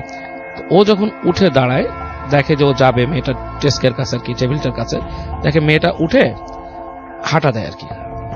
তো তাকে চিন্তা করে মেয়েটা কই যাচ্ছে, ওকে ফলো করে কোথাও যাবে, মানে নিচের লবিতে বা কোথাও। ও পিছে পিছে হাঁটে, কিন্তু ও যে দেখে যেখানে নাকি চেয়ার টেবিল গুলো লাইট বন্ধ করে উপর করে রাখা আর কি, মানে জায়গাটা শান্ত, বেশি টাইম হলে যে মানে রাশ টাইম ওগুলো ওপেন করে, জি, ওই জায়গাটা দেখে মেয়েটা ওদিক দিয়ে ঢুকে গেল, ঢুকে পেছনে যে রেস্টরুমের যে অংশটা ওখানে চলে গেল। তো ও একটু কনফিউজ হয়ে যায়, ও চিন্তা করে এখানে তো আমার এখন যাওয়া যাবে না, বেসিক্যালি ওই জায়গাটা রেস্টরুম, বাট ওই জায়গায় রেস্টরুমের দুকে যে লাইট সেগুলো সবই বন্ধ, মানে এই পাশটাকে ইউজ করতেছে না একসঙ্গে। মানে যেই যাচ্ছে হচ্ছে এই পাশে রেস্টরুম আছে, ওগুলাতে লাইট জ্বলতেছে মানে যাওয়ার জন্য, এই পাশটা পুরোটাই শাট ডাউন করে রাখছে না। এখানে গেল, কিছুক্ষণ চিন্তা করে দাঁড়ায় কি মানে যাওয়াটা ঠিক হবে না, ও এই পাশে এসে আবার দাঁড়ায় থাকে। অনেকক্ষণ হয়ে গেল, কোনো খবর নাই, কিছু নেই। এক সময় সে দেখে যে মেয়েটা বের হয়েছে ওখান থেকে, বের হয়ে সামনে আসছে আর একটু, এসে ওকে হাত দিয়ে সিঁড়ির দিকে দেখাচ্ছে, লাইক গো, এরকম কিছু। আচ্ছা, তো এটাতে ও একটু মানে অস্বস্তি ফিল করে যে এরকম কেন, মানে হোয়াট ইজ দিস, আমার সাথে তার কথা হয়নি, কিছু হয়নি। দেখো ও জিনিসটাকে ইগনোর করে ও চলে আসে, ও আরো কোথাও যাওয়ার চিন্তা করে, ও আসে ওর ডেস্কের মধ্যে বসে যেখানে বসছিল আর কি, সেখানে বসে থেকে অনেকক্ষণ চিন্তা করে, দেখে না ওই টেবিলটাতে মেয়েটার ব্যাক করে নেই। তো প্রায় 10-15 মিনিট এরকম বসে থাকার পর রাসেল ভাই সুমিত নেমে যায় সিঁড়ি দিয়ে নেমে নিচে আসে। নিচে এসে ওদের যে গাড়ি রাখছে, ওদের ড্রাইভার ছিল আর ও ছিল, ও যে ড্রাইভারের সাথে কথা বলে একটা সিগারেট কিনে ওখান থেকে। সিগারেটটা দেখে দেখে যে পাশে একটা ট্রাক, ছোট্ট একটা মানে যে 1.5 টনি ট্রাক, যেগুলো ছোট পিকআপ, ওপেন পিকআপ ট্রাক, সেখানে মানুষজন একটু জটলা করতেছে। জি, কয়েকজন মানুষ আছে, উপরে 2জন মানুষ, একটা হুজুর টাইপের লোক। হ্যাঁ, তো ও দেখে মানে খুব একটা কি ব্যাপার এসে, তারপর দেখে যে মানুষ ওদের মধ্যে আবার কথাবার্তা, খুব ব্যস্ততার মধ্যে একটা কথাবার্তা, লাইক হুড়মুড়ে অবস্থা এরকম এসে। তো এরকম অবস্থায় হুজুরের সাথে কি জিজ্ঞেস করতেছে কারা, ও জাস্ট আগ্রহ ভরে সিগারেট খেতে খেতে যায়, যে বলে কি হয়েছে, না কি কাহিনী, কি হলো, বলছে যে রাস্তায় অ্যাক্সিডেন্ট করে মারা গেছে মানুষ। হ্যাঁ, তো লাশ সরা নিতেছে, এখান থেকে সরা নিতেছে এবং এটা এসে নিতে হবে। তো ও জাস্ট মানে শুনে একটু অস্বস্তি ফিল করে, এদিক থেকে হঠাৎ করে তাকায় রাসেল ভাই যেটা দেখে, ট্রাকের পেছন দিকটা তো খোলা, ওরা ওই দিয়ে এরকম চটের মতো দিয়ে সহায় রাখছে, রাইট, চাটাই দিয়ে। সেখান থেকে সে দেখে যে মানে এটা একটু কেমন জানি গুজবাম্প আমার নিজেই লাগতেছে, যে ওই চাটার ভিতর থেকে লাল রঙের রক্ত শাড়ি, শাড়ি, আচ্ছা, শাড়িরই দেখা যাচ্ছে, এবং একটা মেয়ে মানুষের মুখের এতখানি দেখা যাচ্ছে। সো ও এটা দেখে না রাসেল ভাই একটুই হয়ে যায়, মানে পায়ের ওখানে, হ্যাঁ মানে মাথার কাছ থেকে মাথার একটু দেখা যাচ্ছে, আর এখান থেকে শাড়ির পাড় দেখা যাচ্ছে। আচ্ছা, মানে ট্রাকটা এইভাবে পিছন দিক থেকে খোলা, তো চাটাইয়ের মধ্যে রাখছে বডিটা। তো ও দেখে একটু মানে শকড হয়, মানে খুব শকড হয়ে চিন্তা করে কি যে মানে লাল শাড়ি এবং ওই মাথাটা থেকে শকড হয়, হুম হুম, ও জিজ্ঞেস করে কি আমি কি লাশ দেখতে পারি একটু? হুম হুম, তো হুজুর বলে কেন? বলে না, চেনা পরিচিত হইতে পারে, আই ডোন্ট নো, আপনারা তো পরিচয় জানেন না। হুম, তখন ওই হুজুর সামনে নিয়ে যায় ওকে, ওকে যে ওই লাশটার মাথাটা দেখায়, এর সাথে আরেকটা ছেলেও নাকি মারা গেছে ওই একই সাথে, হুম, মাথাটা যে দেখায়, তাকায়, ও দেখে যে ওর কাছে মনে হয়েছে অ্যাজ ফার এজ ইক্যান যে মেয়েটাকে সে ভিতরে দেখছে রেস্টুরেন্টের, এটা সেই মেয়েটাই ওখানে। আচ্ছা, মানে ইটস লাইক ওই মেয়েটাই অ্যাক্সিডেন্ট করা মেয়েটা, যাকে একটু আগে একটু দেখেছে। আগে দেখছে, এবং সে প্রচন্ড একটা ধাক্কা খায়। হুম, খুবই খুবই ধাক্কা খাওয়ার মতো হ্যাঁ, একটা প্রচন্ড ব্যাপার। একটা ধাক্কা খায়। ধাক্কা খাওয়ার পর ওকে জিজ্ঞেস করে চিনেন? বলে না, আমি চিনি না। ও আর কিছু বলে না, ও সরে আসে এবং ও এই ঘটনাটা বলে ওদের ড্রাইভারকে, এবং ড্রাইভার বলে যে ভাই আপনি কি দেখছেন? অনেকেরই বিশ্বাস আছে ড্রাইভারদের, ওদের অনেক মানুষের বিশ্বাস আছে, অনেকে ওকে বলছে যে হয়তো মেয়েটার আত্মাকে দেখছে, এই দেখছে, এরকম কিছু। বাট হোয়াট আই থিঙ্ক, আমি যেটা বিশ্বাস করি যে কারিন নামে একটা জিন আমাদের সাথে থাকে এন্ড ইট মুভস অ্যারাউন্ড, মানুষকে দেখা দেয়। মোস্ট প্রবাবলি ও এটার কারিনকে দেখছে, হতে পারে।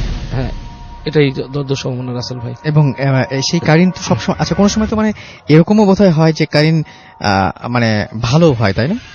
কারিন তো আসলে ভালো হওয়ার কথা না রাসেল ভাই, কারিন হচ্ছে সবসময় মানুষকে কুপ্রবৃত্তি দেওয়ার জন্যই তাকে পাঠানো হয়। আচ্ছা, যে একটা মানুষকে তার যত, এই যে আমরা যেটাকে বলি আমাদের রিপুগুলা, জি জি, এটা কিন্তু কারিন আমাদেরকে উদ্বুদ্ধ করে।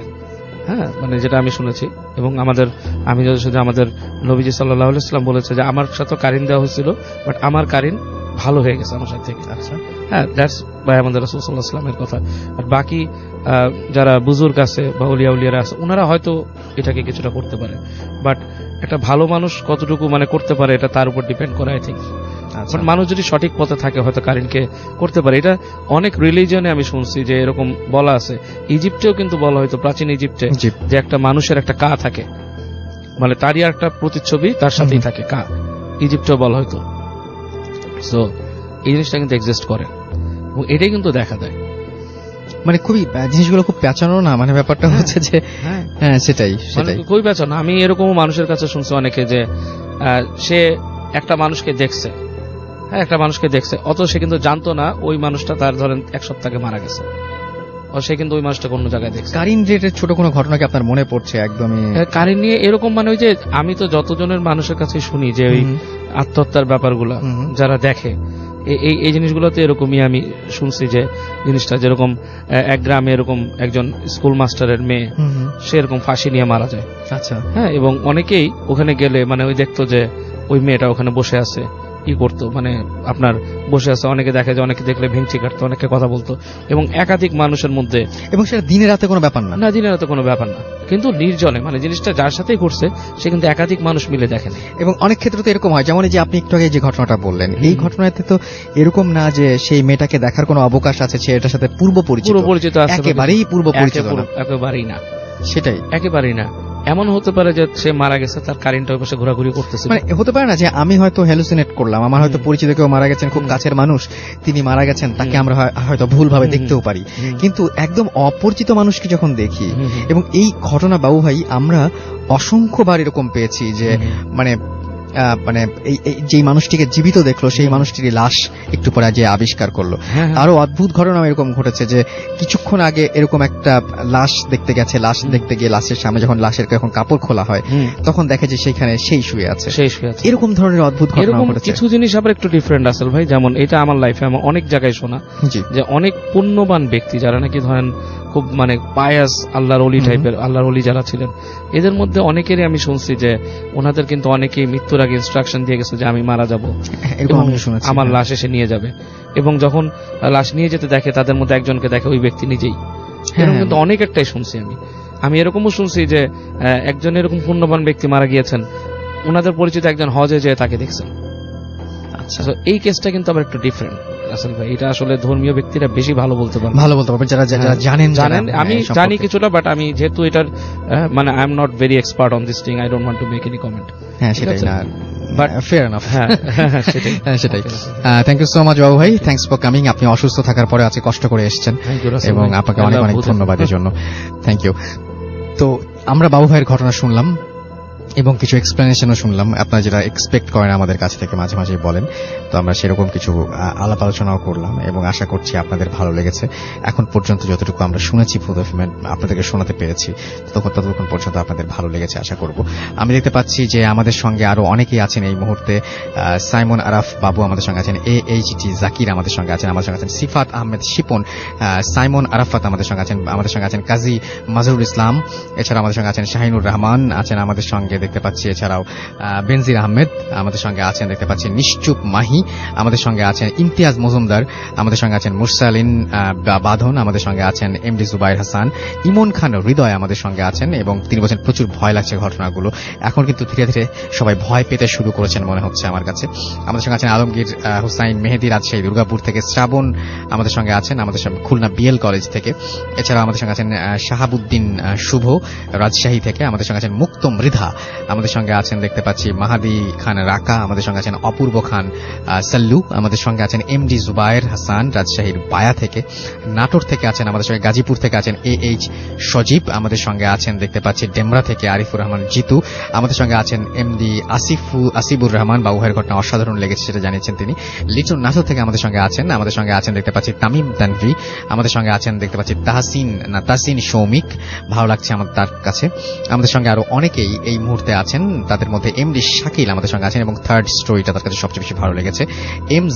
MJU জালাল উদ্দিন আমাদের সঙ্গে আছেন, কর্ণফুলী থেকে শুনছেন তিনি, শেরফান আহমেদ নিশাদ আমাদের সঙ্গে আছেন আরিফুল ইসলাম বাইজিদ আমাদের সঙ্গে আছেন, সৌরভ DM অস্থির অনিক আমাদের সঙ্গে আছেন, জাকিরুল ইসলাম জাকির আমাদের সঙ্গে আছেন, রাজ বিপুল আমাদের সঙ্গে আছেন, বাগেরহাট থেকে শুনছেন তিনি, এমডি সুজন ব্যাপারী আমাদের সঙ্গে আছেন সোহানুর রহমান পাপ্পু আমাদের সঙ্গে আছেন, আসমাউল হুসাইন রাজশাহী থেকে আমাদের সঙ্গে আছেন দেখতে পাচ্ছি, এমডি আসানুল আমাদের সঙ্গে আছেন দেখতে পাচ্ছি, এছাড়াও আরো অনেকেই এবং আমাদের যে রেডিও ফুর্তির পেজ সেখানে আছেন এমডি তাজিম উদ্দিন আছেন, আশিক আব্দুল্লাহ আমাদের সঙ্গে আছেন দেখতে পাচ্ছি, সাদ মাহফুজ আমাদের সঙ্গে আছেন, সৈয়দ মার্জিয়া আখতার আমাদের সঙ্গে আছেন, আমির হামজা আমাদের সঙ্গে আছেন, পার্থ প্রতিম রহিম শেখ আমাদের সঙ্গে আছেন NBS তানভীর আমাদের সঙ্গে আছেন দেখতে পাচ্ছি, মনোয়ার হোসাইন মন্টু আমাদের সঙ্গে আছেন, আয়াত শিকদার আমাদের সঙ্গে আছেন, অমিক খান, এছাড়াও শ্রাবণ ইসলাম শিহাব আমাদের সঙ্গে আছেন। থ্যাংক ইউ ভেরি মাচ যারা আমাদের সঙ্গে আছেন এবং বাকি সময়টা আমাদের সঙ্গে থাকবেন আশা করব। আমি এই মুহূর্তে একটু জানিয়ে দিই যে আমাদেরকে কিভাবে ইমেইল করতে হবে। আমাদের ইমেল অ্যাড্রেস হচ্ছে bhutfm@radiofurti.fm which is bhwtfm@radioforti.fm। আপনার নাম, ঠিকানা এবং ফোন নাম্বার সহ আপনার জীবনে ঘটে যাওয়া বা আপনার জানা সেরা ঘটনা লিখে পাঠিয়ে দিন আমাদের কাছে। ঘটনার শুরুতে অবশ্যই উল্লেখ করুন যে ঘটনাটি আপনি স্টুডিওতে এসে শেয়ার করতে চান নাকি আপনি চান আপনার ঘটনা আমরা পড়ে শোনাই। যারা দেশের বাইরে আছেন তারা সরাসরি অডিও ক্লিপ পাঠাতে পারেন বা লিখেও পাঠাতে পারেন আপনার ঘটনাটি। আর এই মুহূর্তে যারা আমাদের ফেসবুক পেজে কানেক্টেড থাকতে চান তাদেরকে বলবো চলে যান www.facebook.com/radio.furti and www.facebook.com/bhutfm.russell এই দুটো অ্যাড্রেসে, এবং সেখানে গিয়ে লিখুন আমাদেরকে, জানান আপনার কথা এবং সেই সাথে আমাদেরকে অবশ্যই আপনারা আমাদের যে পোস্ট আছে সেই পোস্টটিতে লাইক দিন, কমেন্ট করুন, শেয়ার করুন এবং আরো বেশি বেশি মানুষকে জানার সুযোগ দিন ভূত এফএম সম্পর্কে। একটা ছোট্ট বিরতি নেব আমরা এবং বিরতির পরে আবারও ফিরে আসবো।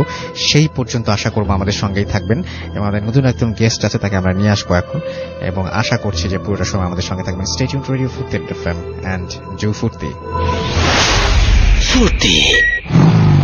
160cc শক্তিশালী ইঞ্জিন নিয়ে র, রিয়েল, রেড আর রকিং হর্নেট এখন পাওয়া যাচ্ছে 1,89,800 টাকায়। আজই চলে আসুন আপনার নিকটস্থ হন্ডা শোরুমে। Face it, Radio Money Furti. Radio Furti. Bhoot FM. The night comes alive. বিশ্বাস করা না করাটা আপনার ব্যাপার।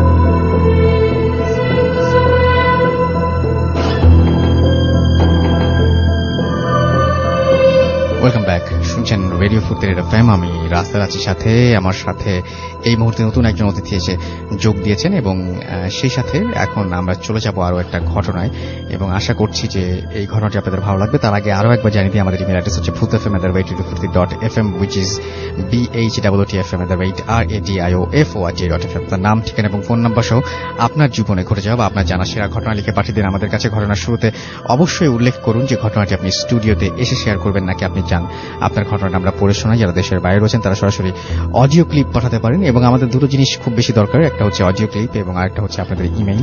এই দুটো জিনিস আমরা বেশি বেশি করে চাই আপনাদের কাছ থেকে। আশা করছি যে নেক্সট উইকে অনেক বেশি পেয়ে যাব এবং আপনাদের অডিও ক্লিপটা যখন রেকর্ড করবেন তখন একটা কোয়াইট প্লেসে রেকর্ড করবেন যাতে সাউন্ডটা অনেক বেটার পাই আমরা। এবং আপনারা অবশ্যই অবশ্যই এই অডিও ক্লিপটি রেকর্ড করার সময় একটু খেয়াল রাখবেন যে কোনো নয়েজ যেন না ঢোকে এবং খুব মানে যখন রেকর্ড করার পরে আরো একবার নিচেও একটু শুনে একটু চেক করে নেবেন যে সাউন্ড টাউন্ড ঠিক আছে কিনা, তাহলে দেখবেন যে আমাদের জন্য অনেক সুবিধা হয়।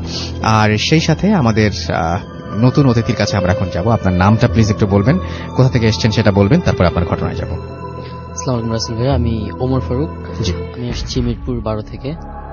জি, আপনার ঘটনায় চলে আমি যে ঘটনাটা শেয়ার করতে চাচ্ছি এটা হচ্ছে, আমি তখন মিরপুর 7 নম্বরে থাকি, সেখানে ঘটে।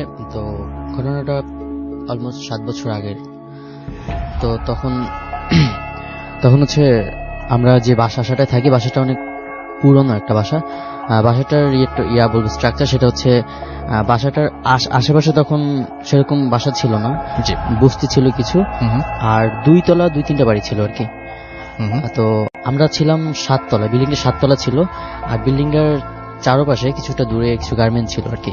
আচ্ছা, তো আমরা 7 তলায় ছিলাম, আমরা থাকতাম ওই ফ্লোরে হচ্ছে 4টা রুম ছিল আর কি। তো আমরা রুমে 4 ভাই বোন থাকতাম।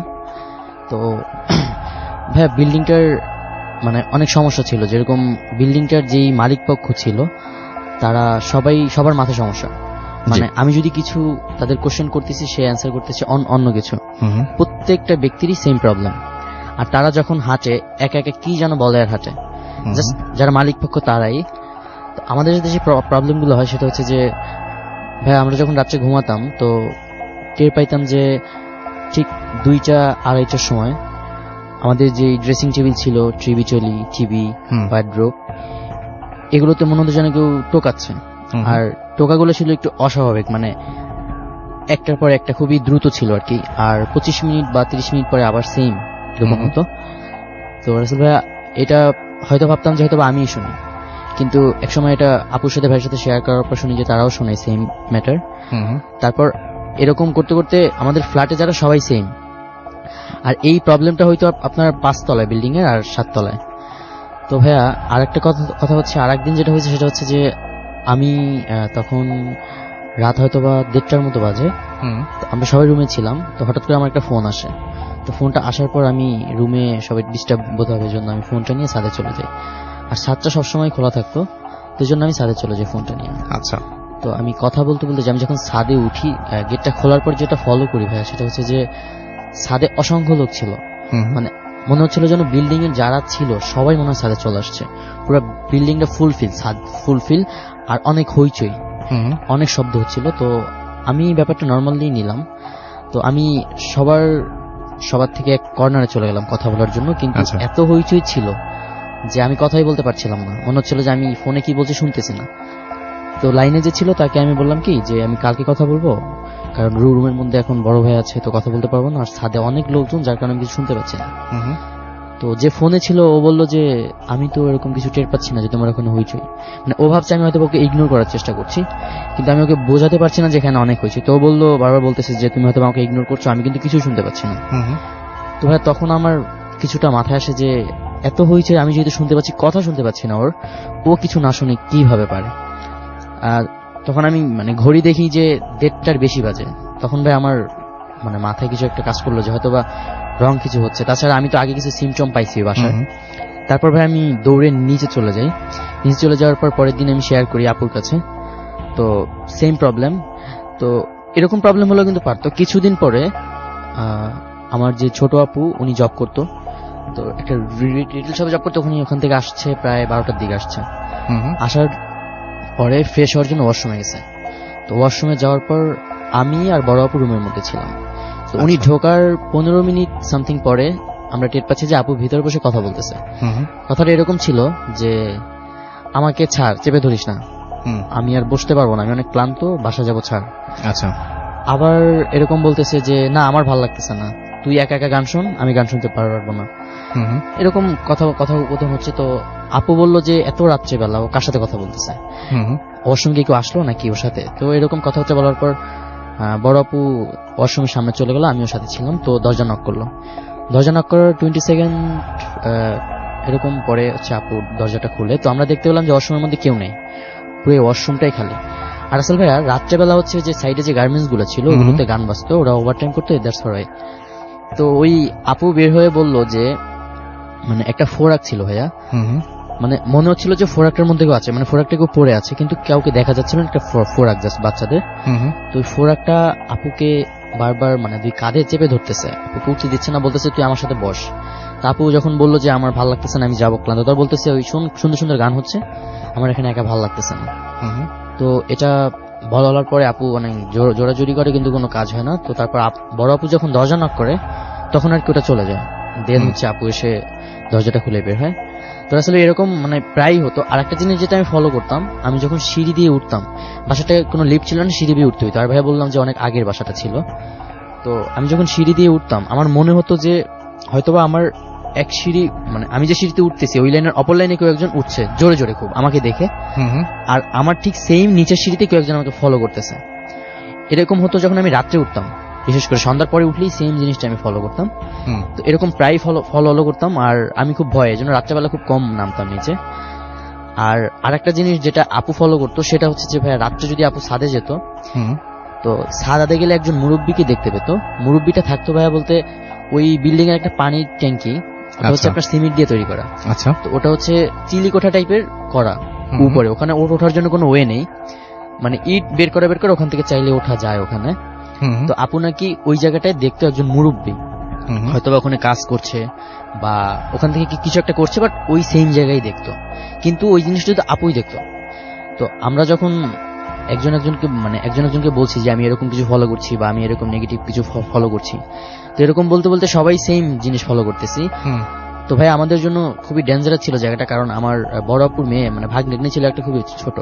আচ্ছা, ওর একটা জিনিস ফলো করতাম, ও যখন ভাইয়া ওকে রেখে ধরেন আমি একটু ওয়াশরুমে গেছি বা ওকে রেখে একটু বাইরে ছাদে গেছি মানে জামা কাপড় দিতে বা নিতে, এসে ফলো করতাম ভাইয়া ও আমাদের খাটের সাইডে বসা থাকতো, জালনার সাইডে ও বসে ভাইয়া হাসছে, একা একা হাসছে জালনার দিকে তাকিয়ে, মানে মনে হচ্ছে যেন কেউ ওর সাথে খেলতেছে বা ওকে মজা দিচ্ছে, এই টাইপের কিছু এরকম ফলো করতাম। তো আমরা ডিসিশন নিলাম যে বাসাটা ছেড়ে দিব, কারণ বিভিন্ন প্রবলেম ফেস করছি আমরা, তাছাড়া বাচ্চা ওর সাথে প্রবলেম হবে। তো এরপর ভাইয়া আমরা যখন বাসা ছাড়ার কথা বলি, তো বাড়িওয়ালারা তারা মানে তাদের আমি আগেই বললাম, তাদের কিছু বললে তারা অন্য একটা অ্যান্সার করে দিচ্ছে, তারা অন্য কিছু বলছে। তো তারপর আমরা ফ্ল্যাটে যারা ছিলাম ওই ফ্লোরে সবাই যখন শেয়ার করলাম, সবারই সেম প্রবলেম।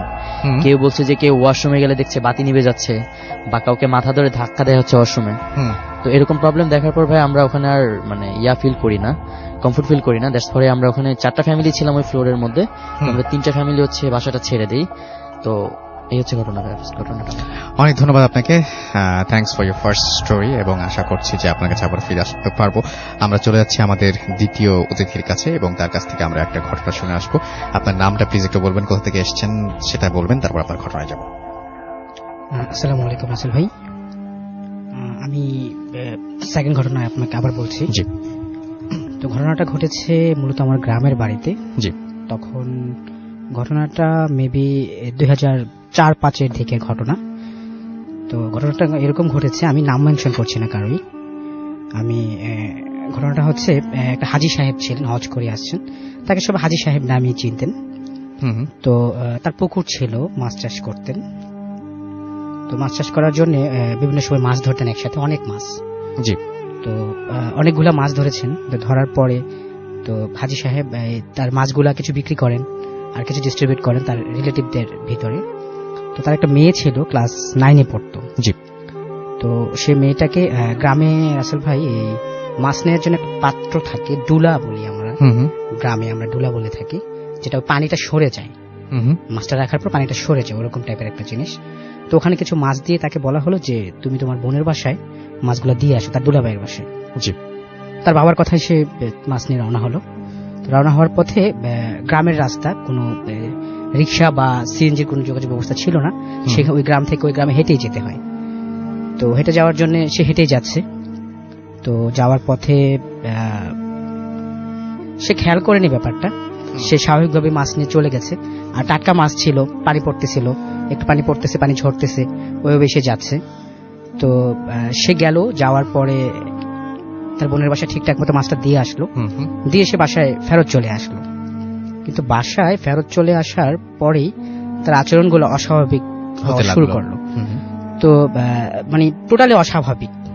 তার বয়সটা একটু চেঞ্জ হয়ে গেল, মানে মেল টাইপের ছেলেদের যে বয়স থাকে, সে মেয়ে মানুষ ওই টাইপের বয়স, বা খুব মানে রাগে অ্যাটিটিউড করতেছে ফ্যামিলি সবার সাথে। যখনই কেউ তার মানে মনে হয়ে গেল যে সে কোনো কিছু দ্বারা আক্রান্ত বা কিছু একটা। হয়েছে ওরকম। তারপরে কি হলো? তো তারপর যেটা হলো, প্রথম তো ফ্যামিলি বুঝতে পারেন যে ঘটনাটা হয়েছে। তো ফ্যামিলি প্রথম দিন ঘটনাটা মানে ওইভাবে সিরিয়াসলি নেয়নি, গুরুত্বের সাথে দেখেনি। তো ঘটনাটা তখনই গুরুত্ব সহকারে দেখছে যখন সে স্কুলে গেল। স্কুল থেকে সবাই বাড়ি ফিরছে, বাট সে ফিরে নাই। তো তার বান্ধবীদের কাছ থেকে খবর নিচ্ছে যে সে কোথায়। তার বান্ধবীরা বলতে পারতেছে না, তখন তো ফোনের অত যোগাযোগ ছিল না, ফোন নাম্বার ছিল না, তো কেউ বলতে পারতেছে না সঠিকভাবে সে কোথায়। তো অনেক খোঁজাখুঁজি করতে, তাই কোথায় পাচ্ছে না, মাইকিং করতেছে। 2 দিন হয়ে গেছে তাকে খোঁজাখুঁজি করতেছে, পাচ্ছে না। 2 দিন পরে তাকে পাওয়া গেছে কুমিল্লা শহরে। কুমিল্লা শহরে পাওয়া গেছে, তার ইউনিফর্ম পরা ছিল, স্কুলের যে ইউনিফর্ম ছিল সেই ইউনিফর্ম পরা ছিল, তার বইগুলা যে ছিল, স্কুল ব্যাগ ছিল, তার বই ছিল, সবগুলো ছিল। তো সেখানেও সে কিছুই বলতে পারছে না কাউকে যে সে কোত্থেকে আসছে, কিভাবে আসছে। তো কিছু লোকজন তাকে দেখে একটা গলি চিপায়, শহরের এক গলি চিপায় দেখে তাকে তার বই থেকে অ্যাড্রেস নিয়ে তাকে ওই অ্যাড্রেসে নিয়ে আসে কয়েকজন সহযোগিতা করে। তখন তার ফ্যামিলি বুঝতে পারে যে ঘটনা কিছু একটা হয়েছে, যে সে কুমিল্লা শহর কিভাবে গেল, সে তো স্কুলে যাওয়ার কথা, স্কুলে ইউনিফর্ম পরে সে ওখানে কিভাবে গেল। তো তারপর গ্রামের অন্যান্য যারা ব্যক্তি ছিল তারা বললো যে ভালো হুজুর দেখানোর জন্য। তো আশেপাশে মসজিদ থেকে যারা হুজুর থাকে তাদেরকে নিয়ে আসছে। তো তারা আসলে এই কেসটা হ্যান্ডেল করতে পারছে না। তারা বলছে আমাদের দ্বারা এটা পসিবল না, এটা বড় কোনো হুজুর আছে, ওই হুজুরকে দিয়ে দেখান। তো চান্দিনা বা তার ওই পাশ থেকে কুমিল্লা জেলার একটা থানা একটা বড় হুজুর নিয়ে আসে, যে এই বিষয়ে বেশ অভিজ্ঞ। তো সে কেসটা ডিসাইড করতে পারে যে ব্যাপারটা কি ছিল। ব্যাপারটা ছিল, সে যখন মাছ নিয়ে যাচ্ছিল, যাওয়ার পথে সিলেট থেকে একটা জিনের দল ভ্রমণে আসছিলেন। তারা তাকে আছর করেছিল। ভ্রমণে আসছিলেন, ভ্রমণে আসার সময় তারা একটা গাছের নিচে বিশ্রাম করছিলেন। আর ওই বিশ্রামে ওরা লাঞ্চ করছিলেন আর কি, দুপুরের খাবার খাচ্ছিলেন। তো ওখানে ওরা ছিল 7 জন, আর তার বোন ছিল, টোটাল ওরা 8 জন পার্সন ছিল। মানে 7 ভাই তার বোনকে নিয়ে ভ্রমণে আসছে। এটা মৌলবীর কথা অনুযায়ী, হ্যাঁ। তারপর কি? তো ভ্রমণে আসার পর ওরা যে লাঞ্চ করতেছিল, ওই বোনের যে খাবারের পাত্র ছিল, সেই পাত্রে ওই যে ডুলার মাছ ছিল, ওই মাছের পানি পড়ছিল আর কি। সেজন্য তারা খেপে গিয়ে কাজ করেছে। তো মাছের পানি পড়ার পরে সে ওইগুলা সহ খেয়ে ফেলে বোনটা। খাওয়ার পরে নাকি ওই বোনটা মারা যায়। আচ্ছা। জিনদের। তো তারা এই ব্যাপারটা নিয়ে খুব ফেড আপ থাকে, তাদের একমাত্র আদরের বোন যে ও মারা গেছে, তারা কোনোভাবে বিষয়টা মেনে নিতে পারে না। তার জন্যই সে এই কাণ্ডগুলো ঘটাচ্ছে। ওকে। এই মেয়েটার সাথে কাণ্ডগুলো ঘটাচ্ছে, আর মানে কাউকেই সে পাত্তা দিচ্ছে না। তো সে বলছে এটা যাবে, বাট অনেক সময় লাগবে। ওই গ্রুপটা অনেক স্ট্রং একটা গ্রুপ, মানে তারা এটা প্রতিশোধ নিবেই। পরে কি রিমুভ করতে পেরেছিল? একমাত্র বোনকে হারিয়েছে। তো পরবর্তীতে যেটা করছে রাসেল ভাই, ওই হুজুরের সাথে ওরা কনসার্নে ছিল অনেক দিন, অনেক ঘটনা। এই আজকে এখানে বের হতে দিচ্ছে না, বা কোন রকম বের হয়ে গেছে, আবার অমুক জায়গা থেকে খুঁজে নিয়ে আসছে, এরকম ঘটনাগুলো অহরহই ঘটতেছে। তো হুজুরের ফলো আপে তারা ছিল। তো হুজুর অনেক ট্রাই করার পরে এই জিনের সাথে একটা সম্মতিতে আসছে, তাদের সাথে কথাবার্তা বলে। তো জিনের যে বাবা মা ছিল ওরা একটু কাইন্ড ছিল, তাদের বললো যে তোদের যেহেতু বোন মারা গিয়েছে, তোরা আসলে তাকে ক্ষতি করিসনি,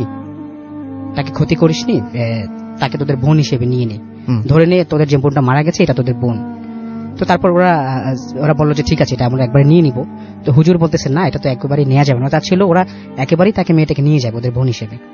বাট পরবর্তীতে হুজুর বিভিন্ন তার ক্ষমতা বলে সে আর নিতে দেয়নি।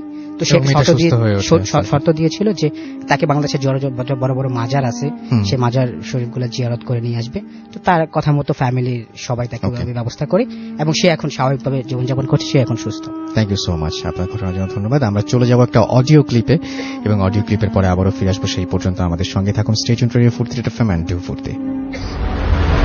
Booth FM. The night comes alive. বিশ্বাস করা না করাটা আপনার ব্যাপার।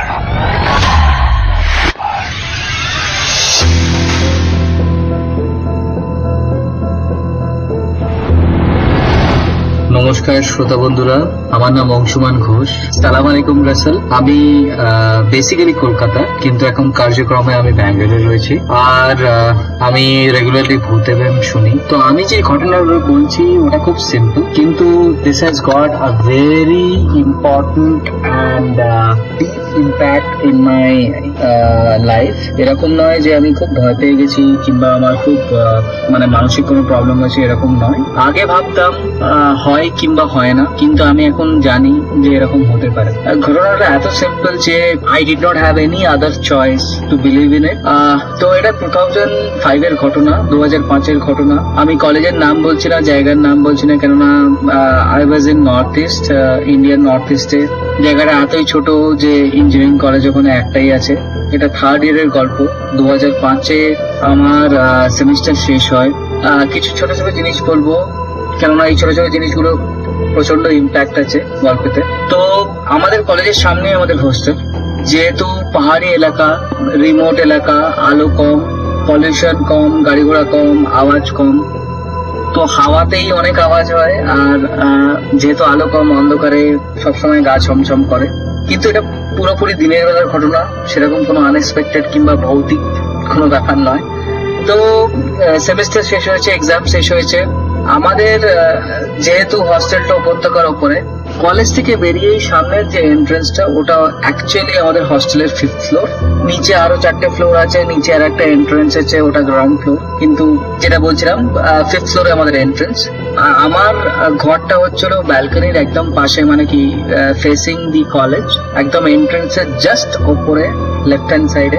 তো ব্যাপারটা এরকমই যে পরীক্ষা শেষ হয়েছে, that's a kind of a celebration, you know. তো সবাই বাইরে যাচ্ছে, মানে আমরা সবাই ইঞ্জিনিয়ারিং কলেজে নাইট আউট কিংবা রাতের জেগে পড়াশোনা করি, তারপর পরের দিন সকালবেলা পরীক্ষা দিই। তো 12টা নাগাদ পরীক্ষা শেষ হয়েছে, আমি এরকম কথা বলছি 12:30 নাগাদ। যেহেতু সেমিস্টার এন্ড, আমার কাছে টাকা পয়সা খুবই কম ছিল। বন্ধুরা সব নাচতে নাচতে বাইরে গেল, আমি কিন্তু বলিনি যে আমার কাছে টাকা নেই। আমি বলেছি আমার শরীরটা খুব খারাপ, যদি টাকা না নেই বলতাম তাহলে নিশ্চয়ই আমাকে টেনে নিয়ে যেত। আমার খুব ভালো বন্ধু ছিল ইঞ্জিনিয়ারিং এর সময়। সে যাই হোক, ওরা তো চলে গেল। আমি বললাম আমার খুব শরীর খারাপ। তো আমি হস্টেলেই থেকে গেলাম, মেসে গেলাম, মেসে খাবার খেলাম। একটা ছোট জিনিস বলে রাখি, হস্টেলে কখনো দরজা লক করতে নেই, সেটাই নিয়ম। দরজা লক করা মানে হচ্ছিল ভেতরে সিগারেট খাচ্ছি কিংবা কোনো ভালো খাবার খাচ্ছি কিংবা কোনো দুষ্টুমি করছি, যার জন্য দরজাটা লক। যদি ঘুমোতে হয় তাহলে দরজা খোলা রেখেই ঘুমানো ভালো। তার কারণ হচ্ছিল ততক্ষণ নক করা হবে যতক্ষণ না আমি ঘুম থেকে উঠে দরজাটা খোলা করি, মানে খুলে দিই। সে যাই হোক, কিন্তু এই পার্টিকুলার সময় এটা একটা unwritten or unsaid rule, specially আমার রুমের জন্য। এন্ট্রেন্সের একদম উপরেই রুম রয়েছে, দিনের বেলা। তো বাইরে হস্টেলের দরজা খোলা, বাইরের লোক আসতে পারে। হস্টেলের কোনো স্টুডেন্ট নেই, সব বাইরে চলে গেছে। For safety we use to lock the doors. আর এটা খুবই ইম্পর্টেন্ট, পরে আপনারা বুঝতে পারবেন। যাই হোক, দুপুরবেলা তখন ম্যাক্সিমাম 2:30 বাজে। খাওয়া দাওয়া করে এলাম। এবার সারা রাত্রির জেগে পড়াশোনা করেছি, শুয়ে পড়বো। তো শুয়ে পড়লাম। ঘরটার ব্যাপারে একটু বলে রাখি, আমাদের রুমটা খোলার পরেই আমার সামনে খাট। আমি যদি উঠে বসি তাহলে আমি দরজার দিকে মুখ করবো। তার পেছনেই আমাদের রিডিং টেবিল, তার পেছনে দেওয়াল, তার পেছনে জানলা। জানলাটা মানে কি, দেওয়ালটা মোটামুটি পুরোটাই জানলা, কিন্তু নেট দেওয়া, কেননা জঙ্গল এরিয়া, পোকামাকড় ঢোকে। আর জানলা পুরো বন্ধই ছিল। একটা রুমে 2 জন থাকে। তো দরজা লক করে ঘুমিয়ে পড়েছি। মোটামুটি রুমে পর্দা টানানোর পরেও অনেক আলো ছিল। তো একটা অস্বস্তির জন্য একটা মানে অদ্ভুত, মানে ঘুমটা খুবই গাঢ় ছিল। আমি এমনিতেই খুব গাঢ় ঘুম আমার, আর আমি উপর হয়েছি, মানে বুকটা খাটের ওপর থাকে। তো একটা অস্বস্তি হওয়ার জন্য মানে একটু মানে মনে হচ্ছিল খাটটা নড়ছে। তো যাই হোক, দ্বিতীয়বার যখন হলো তখন আমার কিন্তু ঘুম একবার মানে কাঁচা হয়ে গেছে। থার্ড টাইম যখন হলো আমি তখন পুরোপুরি বুঝতে পারলাম আমার খাটটা ধরে কেউ নাড়াচ্ছে। তো নর্মাল রিয়াকশন হচ্ছিল উঠে দেখা যে কে করছে এরকম বা কেন হচ্ছে। মানে খাটটা নড়লে আপনি খুব ভালো করে বুঝতে পারবেন, যদি আপনি কারোর কিছুর ওপর বসে দেখেন সেটাকে ধরে, যদি চেয়ারও যদি হয়, যদি নাড়ানো হয় বুঝতে পারবেন যে চেয়ারটা নড়ছে। তো থার্ড টাইম হলো তখন কিন্তু আমি পুরো জাগা, আমি বুঝতে পারলাম যে টানা হচ্ছে। I was very sure. আমি উঠবার চেষ্টা করলাম, যেটা নর্মাল রিয়াকশন। দেখি যে আমার ঘাড়ের ওপর প্রচন্ড একটা চাপ। সেকেন্ড টাইম যখন ট্রাই করলাম আমি পুরোপুরি বুঝতে পারছি মানে ঘাড়টা ধরে চেপে একদম বালিশের মধ্যে কেউ মিশিয়ে দেওয়ার চেষ্টা করছে। মানে আমি যত প্রেশার দিচ্ছি তত আমার উপর প্রেশার দিচ্ছি। তো আমি ছোটবেলা থেকেই মা কালীর ভক্ত। আমি বললাম, মা কালী আমায় বাঁচাও। তো এরকম বোধহয় 3 বার বলেছি। তারপর আমি উঠবার মানে ছিটকে উঠে গেলাম, কেননা প্রেশারটা চলে গেছে আর আমি উল্টো দিকে প্রেশার দিচ্ছিলাম। তো আমি প্রচন্ড ভয় পেয়ে গেছিলাম ন্যাচারাল। আর আমি উঠে আমার এটা খেয়াল আছে যে দরজা আটকানো ছিল, তার কারণ হচ্ছিল আমার বেশ বেগ পেতে হয়েছিল, আমার খুব কষ্ট হয়েছিল। আমি তখন মানে কি মানে ফাইট অর ফ্লাইট, আমার তখন ফ্লাইট। তা আমি উঠে দরজাটা খুলে কোনো রকমে বেরোলাম। বেরিয়েই আমাদের পাখার মতন করিডোর, মানে উইংস আছে, 3টে উইংস, কেউই নেই। আমি তবু ই ব্লকের দিকে গেলাম। One of my best friends, দিল্লির ছেলে রাহুল, তো একদম কোনায় ওর ই ব্লকে ঘর, আমার ডি ব্লক। আমি গেলাম, গিয়ে দেখলাম ও রয়েছে, একটা বই পড়ছিলাম। আমি বললাম যে এরকম এরকম হয়েছে। তো তখন বললো তোর ভাই গ্যাস হয়েছে, এরকম বলে হয়, তুই জল খা। আমি জল টল খেলাম। তখন বললাম ভাই তুই একবার চল দেখে আসি ব্যাপারটা কি হয়েছে, আমার কিন্তু এখনো ভয় করছে। তবু আমি ধাতস্থ, আমরা দুজনে গেলাম।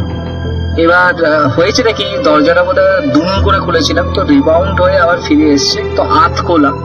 আসল চমক কিন্তু এখানে, মানে এটা দেখে আমার এখনো প্রচন্ড গায়ে কাটা দিচ্ছে। দরজাটা খুললাম, খুলে দেখি একটা ছোট জিনিস বলার এখানে খুব ইম্পর্টেন্ট। 2005-এ কিন্তু আমাদের অত মোবাইল টোবাইল ছিল না। তখন ভরসা ছিল ওই ছোট স্কোয়ার কিংবা গোল টাইম পিস, বিশেষ করে স্টুডেন্টদের জন্য। ওটাতেই কিন্তু অ্যালার্মে ঘুম ভাঙতো।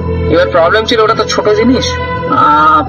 হতো কি, আমার খাটের পাশ দিয়ে, যেহেতু আমার দেওয়ালের পাশে আমার খাটটা, রোজ ওটা গলে পড়ে যেত। তো পরীক্ষার সময় স্পেশালি আগের দিন আমার পুরো ভালো খেয়াল আছে, মানে খাটটা ঠেলে আমি দেওয়ালে চেপে দিয়েছি, কোনো স্পেস নেই যাতে ওটা পড়ে না যায়। দরজাটা খুলে দেখলাম যে মাথার দিকের যে পার্টটা রয়েছে খাটের, সেটা দেওয়ালের সাথেই ঠেকানো, আর পায়ের দিকের যে কোণাটা রয়েছে সেটা মোটামুটি 1 হাত থেকে 1.5 হাত সরানো দেওয়াল থেকে ফাঁক রয়েছে, যেটা কোনো রকমই পসিবল নয়।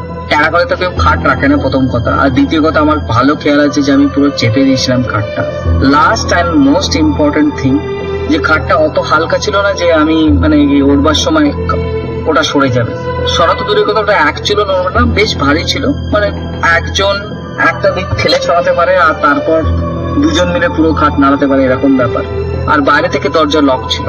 আমি প্রচন্ড ভয় পেয়ে গেছিলাম। সেদিনকে আমি ওদের রাহুলের রুমেই ছিলাম, কিন্তু বলতে নেই পরের দিন আমি ওই খাটে শুয়েছি। 1 বছর মোটামুটি কাটিয়েছি, কোনো কিছু হয়নি।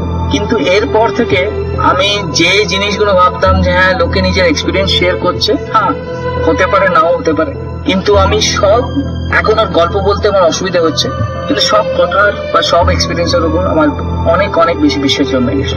ওকে দিন, আমার কাছে আরো কিছু গল্প আছে, পরে শেয়ার করবো। Thank you so much. FM. The night comes alive. বিশ্বাস করা না করাটা আপনার ব্যাপার।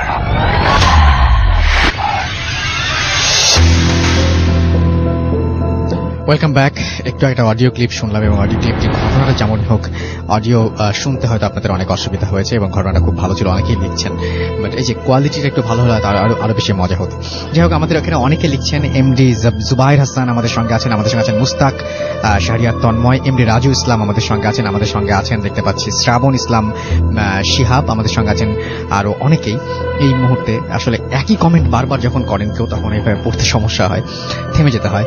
আমাদের সঙ্গে আছেন এই মুহূর্তে আমি অন্য পেজে চলে যাই বরং। আমাদের সঙ্গে আছেন এমডি সাজিদুল ইসলাম, আবু নাসের লিখন আমাদের সঙ্গে আছেন, আমাদের সঙ্গে আছেন তামিম, এছাড়াও আমাদের সঙ্গে আছেন সাদ মারিফুল, আমাদের সঙ্গে আছেন দেখতে পাচ্ছি এছাড়াও আশিক আশরাফি, আমাদের সঙ্গে আছেন সাগর সাহা রিদি, আমাদের সঙ্গে আছেন শ্রাবণ সরকার, আমাদের সঙ্গে আছেন আরো অনেকেই এই মুহূর্তে। আর সেই সাথে আরো কিছু পড়ার ইচ্ছা ছিল কিন্তু একই মেসেজ বারবার আসছে। এলসি রনি আমাদের সঙ্গে আছেন, আমাদের সঙ্গে আছেন দেখতে পাচ্ছি রায়হান আহমেদ আমাদের সঙ্গে আছেন, আমাদের সঙ্গে আছেন দেখতে পাচ্ছি যে নতুনদের মধ্যে যারা কমেন্ট করছেন তাদেরকে পড়ি। আমাদের সঙ্গে আছেন এই মুহূর্তে ইমন খান হৃদয়, আমাদের সঙ্গে আছেন মুরসালিন হাসান, আমাদের সঙ্গে আছেন দেখতে পাচ্ছি।